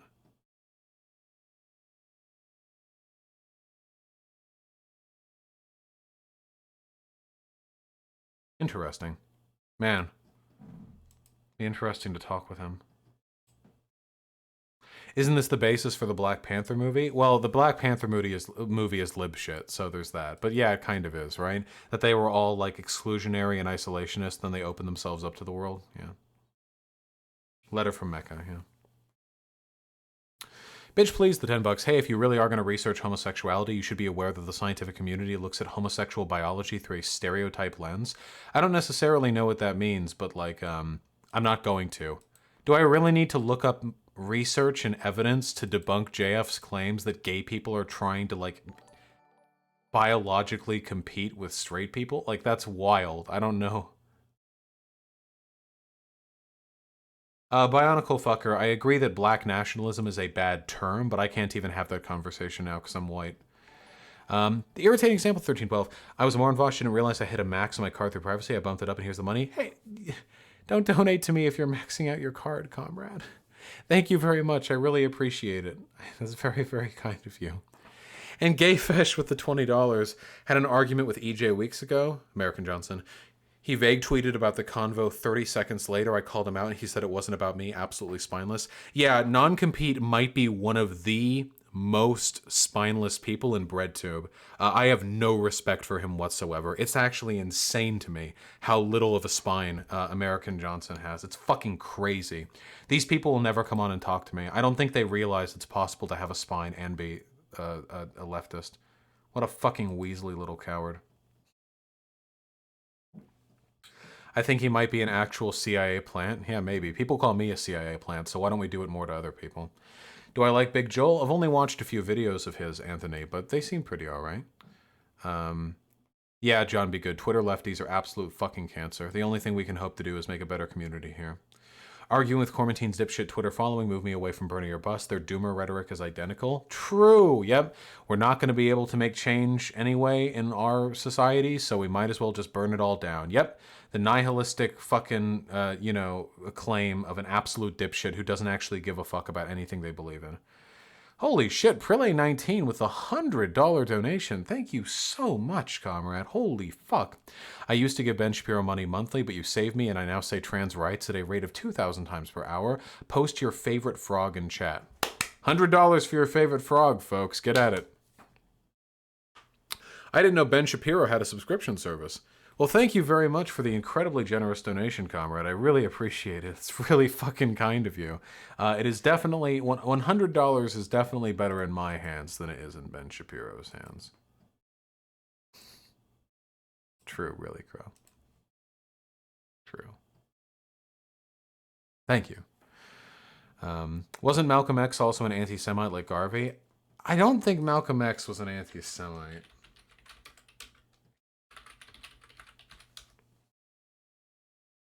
The ambivalent anti-Semitism of Malcolm X.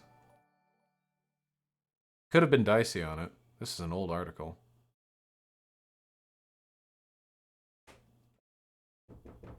Yeah? You plan on going to the normal time? Maybe not. Why? Oh, I was just curious if I was thinking about because I had some of the veggie burgers earlier, so I was wondering if you wanted me to start that or something. Nah, I was thinking when we're done, we'd probably just head out and get chores done. Yeah, we'll see. Okay. Well, you said you don't want anything. No. Okay. Love you. Yeah, Sriracha too. I did. I even posted the thing in chat. Yeah, I don't know. Malcolm X maybe was anti-Semite. I don't fucking know. All this Twitter shit seems like a possible source of your headaches. Remember to take care of yourself first, friend. Thank you, Wolfgar. Maybe, yeah. It's possible. It's okay. I don't, like, it doesn't hurt, like, my feelings or anything like that. It's just frustrating to see the left in such a degenerated state, you know? Like, we're so much worse, we're so much weaker, we're so much stupider than we used to be. It's actually, like, pretty offensive to me, you know? Back in the 1960s, man, oh man, the left was so much more than it is today. And the material conditions of society hadn't even been advanced as far back then. Back in the 1960s, there was much higher union leadership across the country, or union membership. So, like, even back then, like, even with all that, they were still more organized than us. Liberals were a mistake. That's the thing. It's not liberals, guys. It's lefties. We're fucking this up for ourselves. Baby!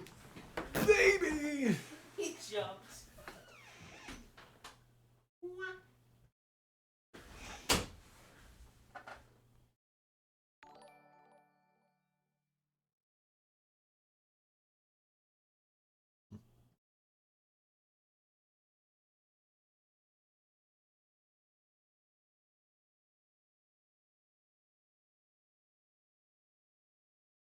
Oh, he's starting to purr. Yeah? Oh, you're so sleepy. Blub, blub, blub. Cute little baby. One thing I really appreciate about cats is that they're always so clean. Because they always lick themselves, you know? So, like, you just, like... Mwah. But it's not, like, weird, you know? It doesn't feel, like, gross. I feel like dogs are a lot grosser than cats.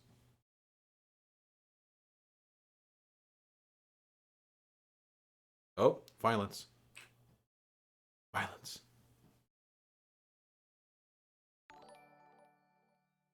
Ow.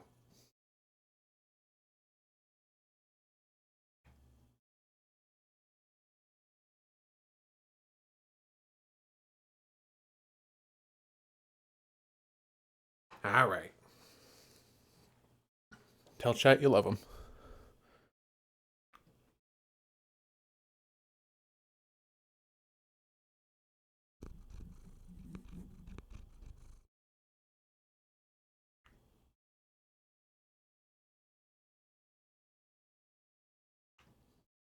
All right. Sleepy little baby. Ah! You bite.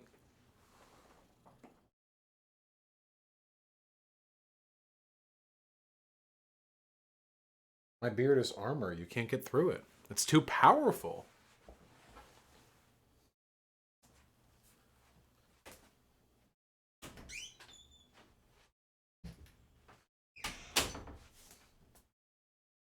I never understood how cats could fight the way they do without injuring each other until like I got a cat and it tried to scratch my beard. Having a wall of hair is actually like insanely fucking useful.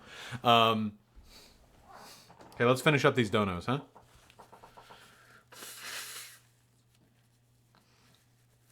Probably a little bit lone cat, though less so. Leftist Twitter is turning me into a misanthrope. Nah. You'll become as bad as them. Don't do that. This is what JF sounded like to me.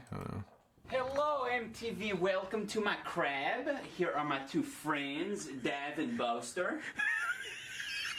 Over here in the kitchen, we have all sorts of things like a bongo drum And we have barbecue cracker chaps. Oh, tastes very good. You want to try some? Fucking hate Europeans, dude. How can they live the way they do? It's insane. Icon Behemoth, thank you very much, comrade. Enjoy your work. True, Chainsaw Chimera. It's about all we're getting. White people are under threat because a woman on Twitter said mean words. There's mixed race couples in media, and I can't mock gay people. From JF Gariepi. True! The Puppy Turtle with gifted 2 months up. You're wrong about J-Reg. He discusses various political issues, but his work has some consistent themes, the main one being frameworks. See Frameworthless? Sure, I can check it out. J-Reg has a pretty big fash following, though. Much the same way that the political compass memes is now like a fash subreddit. Maybe Daniel Rathbun. Trans Rights, the Lone Grifter. Thanks for the $5. Comrade Sophia with the tier 4 sub. Thank you. Vosh is afraid to play Hearts of Iron 4 with me because he's scared of my big trans brain. It's true. Though I have been getting more into a grand strategy game. I've been playing Total War Warhammer 2, which is not, I know, anything like Hearts of Iron 4, but it is still about, you know, a big empire and you have to manage stuff and do stuff. It's been fun. Which faction? I'm dwarfs, baby. I want to beat it with dwarfs, then I'm going to beat it with someone else, okay? Thank you, Comrade Sophia. I really appreciate it. It sucks because EJ made me a libsoak a while back. Yeah, the Charler. I don't know. Dude's just not good, I don't think. Vosh, wouldn't a black lefty get through to a black separatist like how you get through to a white machismo racist because you're a YouTube man and they are well listened to? Yeah, I mean, if we could get active black lefties who reject this essentialist, like, separatist dogma, then yeah, that'd be great. But I'm not going to tell, like, blacks in my audience, like, hey, go do this because I can't do it. It seems kind of weird. Maybe one day, Snakey Sue, but I'll need a new computer to be able to handle it. And yeah, that's true, Red Cascadian. A lot of lefties are really classist. The only good Stone Toss comic. You guys know what I'm talking about. I'm a leftist and I stand for the working class. Oh, great to hear it. Like that, you know? The truest one. It's true. It's true. Fluffy baby.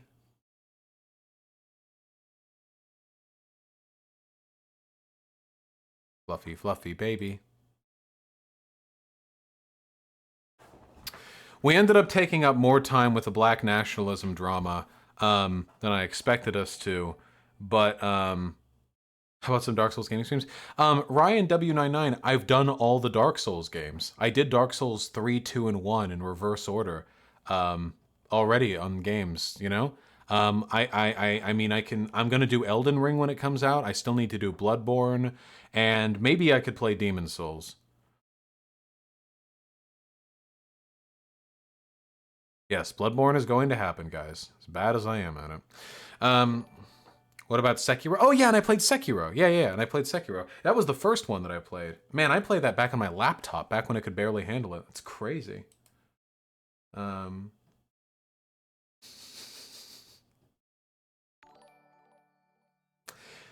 Maybe that's true, Imperial Battle Mage, but you deserved it, motherfucker. You hit the... Every stream that I do, there's like a trigger point, you know? There's always like one thing that I don't want to hear. And during that particular discussion, whew, that was not it. Why are so many leftists soft-spoken? Because they're betas! Beta males and beta females. Beta! Wait. One of my friends says you're anti-Semitic because you focus more on Israel as an ethno-state despite having a large Muslim population. Yeah, the Muslim population of Israel is oppressed. That's why it's an ethno-state. Yeah.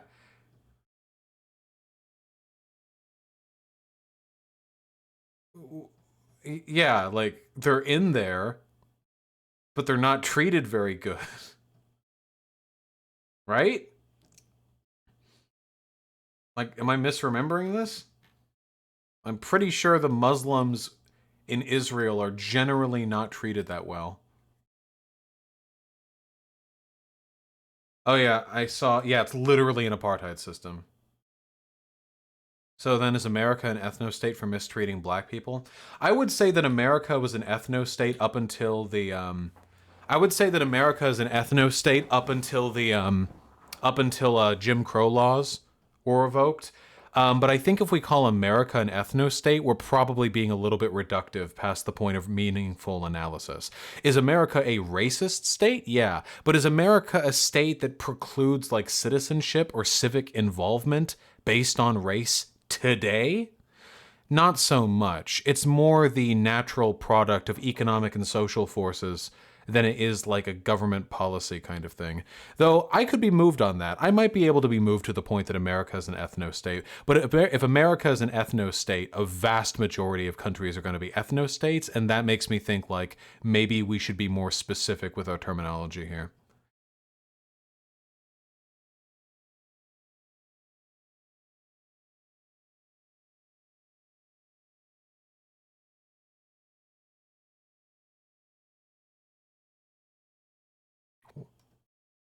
I don't know if this claim is being made about me, but why do people keep saying this? Is Japan an ethno state? Yes.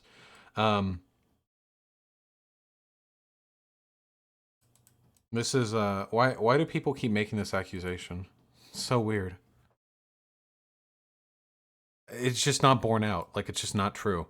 What the funny thing is that JREG actually does have a huge reactionary following, but nobody criticizes JREG, whereas I have an incredibly effective fucking success rate of de-radicalizing people, and people accuse me of being the one that's fostering like a bunch of conservatives and otherwise lefty spaces. Can you show me the bigots in the community? Dude, I don't know. I moderate shit pretty fucking tight. What do you think of a 16-year-old dating a 13-year-old? That's a little weird. At that age, you should be able to find someone within your, you know, like, should you be arrested for it? Probably not, but like, I feel like, yeah, because that would be a sophomore in high school and an 8th grader, so at the end of middle school. Yeah, I feel like that's a pretty significant. If it was 16 and 14, I don't think I'd mind as much because at least then you would both be in high school, even if there's a year or two separation. At least I think that's more defensible. And if it's just a one night stand, I don't really know what a one night stand means for high schoolers. I don't know what that means. One night stand I don't think they mean something like with high school. Like it's a different. When I think of one night stand, it's like you have like your own house or like a car or something, you know? And like you meet up there and you fuck and then you don't talk again. But if you're in the same school, like you're not really. Yeah, I don't know if 13-year-olds can have one night stands.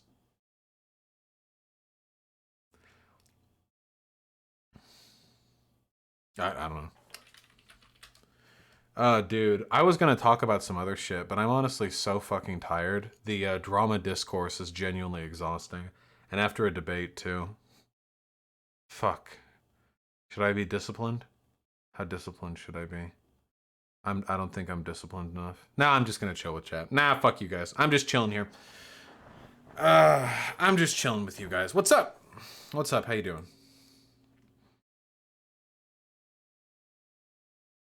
The stream feels like it went on forever. We're not even at the 4-hour mark, my dude. Streaming is hard. Kind of.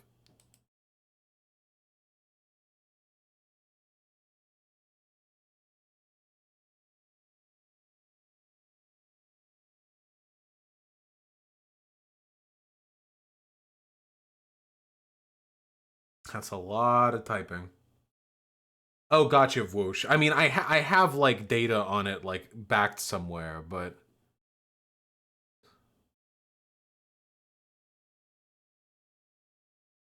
you see, the dad of the Ahmaud Arbery killing was seen at a KKK rally in 2016. I saw the pictures, but I'm pretty sure that this information was retracted. I wouldn't trust this. This information was retracted. I looked for it, and this account deleted this tweet. I have a feeling that this isn't. They can't prove it's the same person. I know you think it's worthwhile, but you actually enjoy your job. Does it make you happy? Oh, dude, I fucking love my job. Are you kidding me? I fucking adore my job. How could I not? I will admit though, lately I have been more interested in the video game streams than the just direct politics streams. I think my interest ebbs and flows, but to be honest, I always wanted to do basically what Destiny does, where he does video games most of the time, and then, every once in a while, when the shit gets heated, you know, then he'll like pop off and do some political stuff. That's like, I was going to Amazing Kinder. I can tomorrow. Wait, what do I have in my schedule for tomorrow? Hold on. Google Calendar. Oh, I don't have anything for tomorrow? Oh, I'm actually going through quite a bit.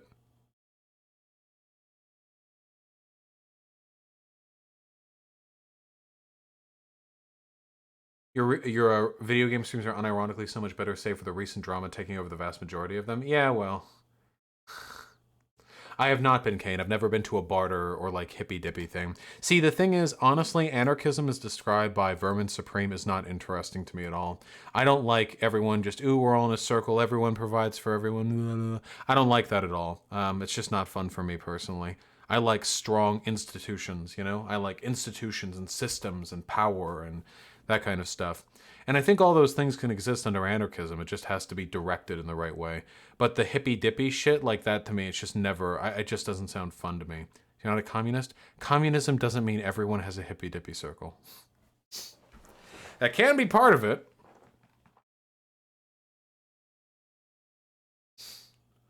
Non-compete has argued in reference to Destiny that we need leftists doing the work he does. Now that he's vague posting you, he drops that. Yeah, well, of course. He just, yeah. Chainsaw Chimera, I'm going to be talking about that next politics stream. Wikipedia states Muslims and Christians have equal rights, and some have become IDF generals and parliamentarians. What systemic barriers are opposing them? Is it like how America treats blacks? I'd have to look into it. I'm pretty sure they have an explicit apartheid system, and that the...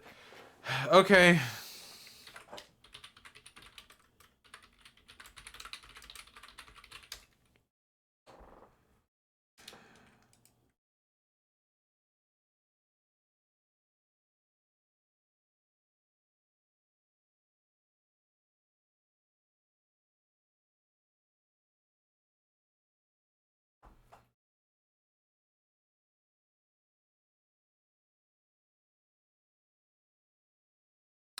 Has Vosh some idea on why the conquest of Mexico isn't called genocide? Wait, what conquest? Like the old conquest? I don't know, maybe.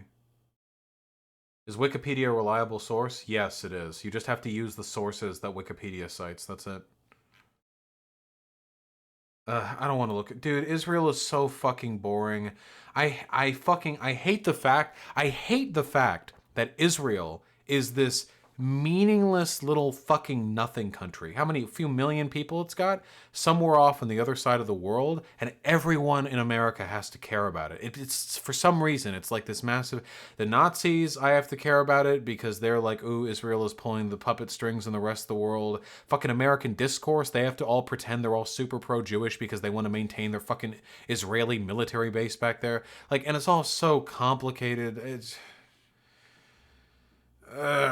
so fucking boring, dude. I hate it. I hate it so goddamn much. I've turned down so many debates in Israel because I just don't give a fuck. They're obviously engaging in oppression of the Palestinian people. I don't want to talk about how the fucking 1998 Ross Perot discourse super duper treaty actually meant that there was a provision saying it's okay to shoot given number of Palestinian children on the equinox of the fourth. Like, no, I don't care. I don't fucking care.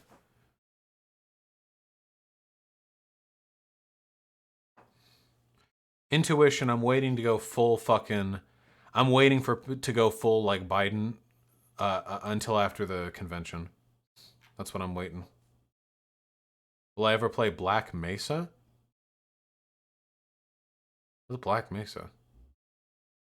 Isn't that the place in Half-Life?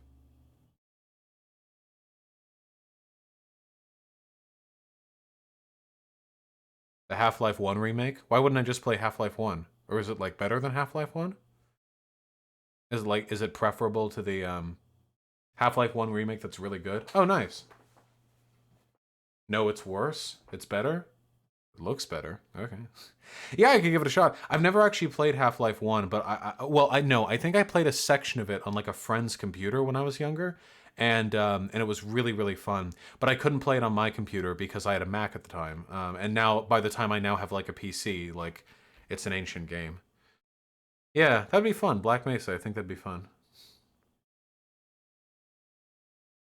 Will you never play Minecraft? No, Minecraft is boring. If you guys want me to play a Build-A-Block game, why can't I play Terraria, which has actual progression? Why can't I play Terraria? Actual progression, way more interesting fucking world. I'd much rather play Terraria than fucking Minecraft.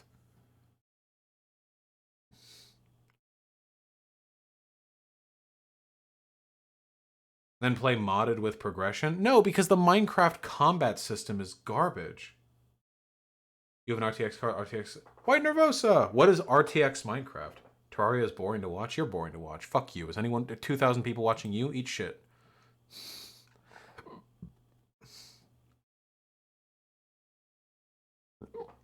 Oh man, I'm hungry.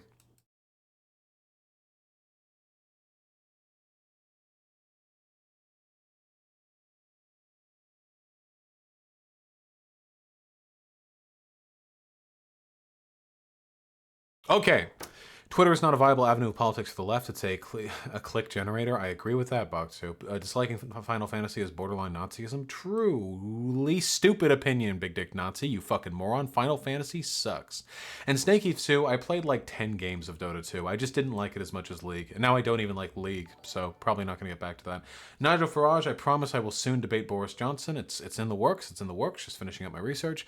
And bitch, please, the $5. I was referring to his comment about the sassy gene in Gay Men, to which you said you would do research on. Also, where are your media critique streams? Nobody watches the media critique streams. Plus, they put me at risk for being demonetized and having a channel strike placed against me, you know? It's really, really, really fucking frustrating. But nobody cares about them. Nobody do it on D... I could do it on D Live, yeah. Spectacles, the $15. Thank you. Have you considered a game design stream? I'd watch it. Dude, I would love to talk about game design, but everyone just watches me for the fucking politics, you know? I would love to talk media critique or game design or something like that, because I've spent a ton of time thinking about those things.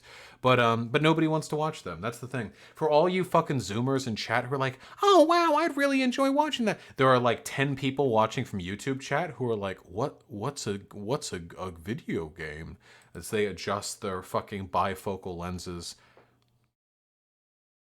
Sounds like you're cucked by your audience? Yeah, kind of. Chatterbait porn stream review win? I really want to do it. Oh, totally unrelated topic, but could Trump's advocating for armed protesters to storm government buildings classify him as a domestic terrorist? Thoughts? Well, Trump has been engaging in stochastic terrorism since he became president, right? Because the rhetoric he uses encourages other people to go ahead and do nasty shit. I don't know. It's pretty wild, though. Yeah, maybe. I mean, Trump should be tried for quite a few things. Darwinian realism. Thank you very, very much for the $20, comrade. I really appreciate it.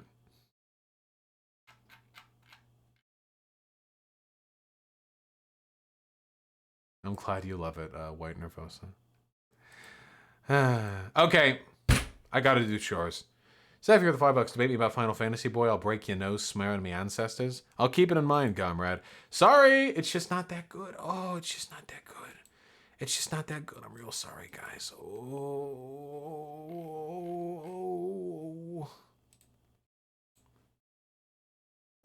What is my fursona? My ex-girlfriend actually drew a fursona of me once. Hold on. That's pornography. You keep the fursonas next to the pornography.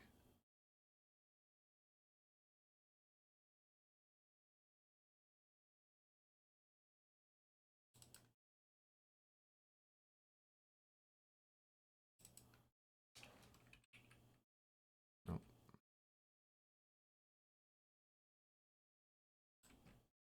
Nope, nope, nope, nope, nope, nope, nope, nope.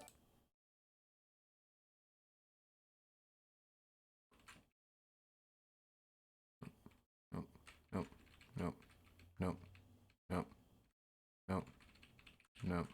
Dude, this shit is hidden. What the fuck? I don't care anymore. I'm fucking bored. Oh, Sake Tanuki with the 20 bucks. They say you'll never go full Biden or full Hillary once she replaces him. It'll feel too disingenuous. You will go full harm reduction, though. Hey, Sake Tanuki, you want to fucking bet? If Hillary Clinton ends up being the VP candidate for fucking Joe Biden, I'll get the even more merch, okay? You think my Biden merch is powerful? It can't stand it can't even hold a candle to the Biden Hillary merch that is going to be coming out, okay? Hats don't fit my head too well. Yeah, I'll become a Harry Potter liberal for Hillary Clinton. I'm gonna compare her to fucking Hermione. All right. Sorry about the short stream, guys. To be honest, I've been feeling a little bit down lately. I don't know how much of it is because of drama, and how much of it is because I have an overbooked schedule, and how much of it is just... Prilly19 with the $100. More frogs in chat.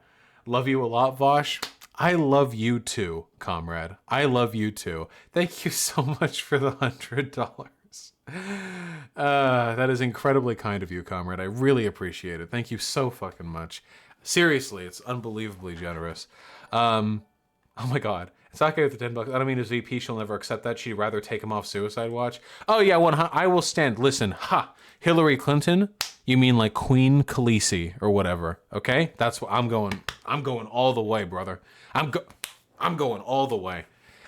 Thank you so much for the $100, comrade. And Sake, thank you for the 10. I love you both so much. I really appreciate it, and I hope you enjoyed the funny frogs in chat. I love you all so much. I'm going to go tomorrow. We're probably going to do a video game stream, but maybe as an extra special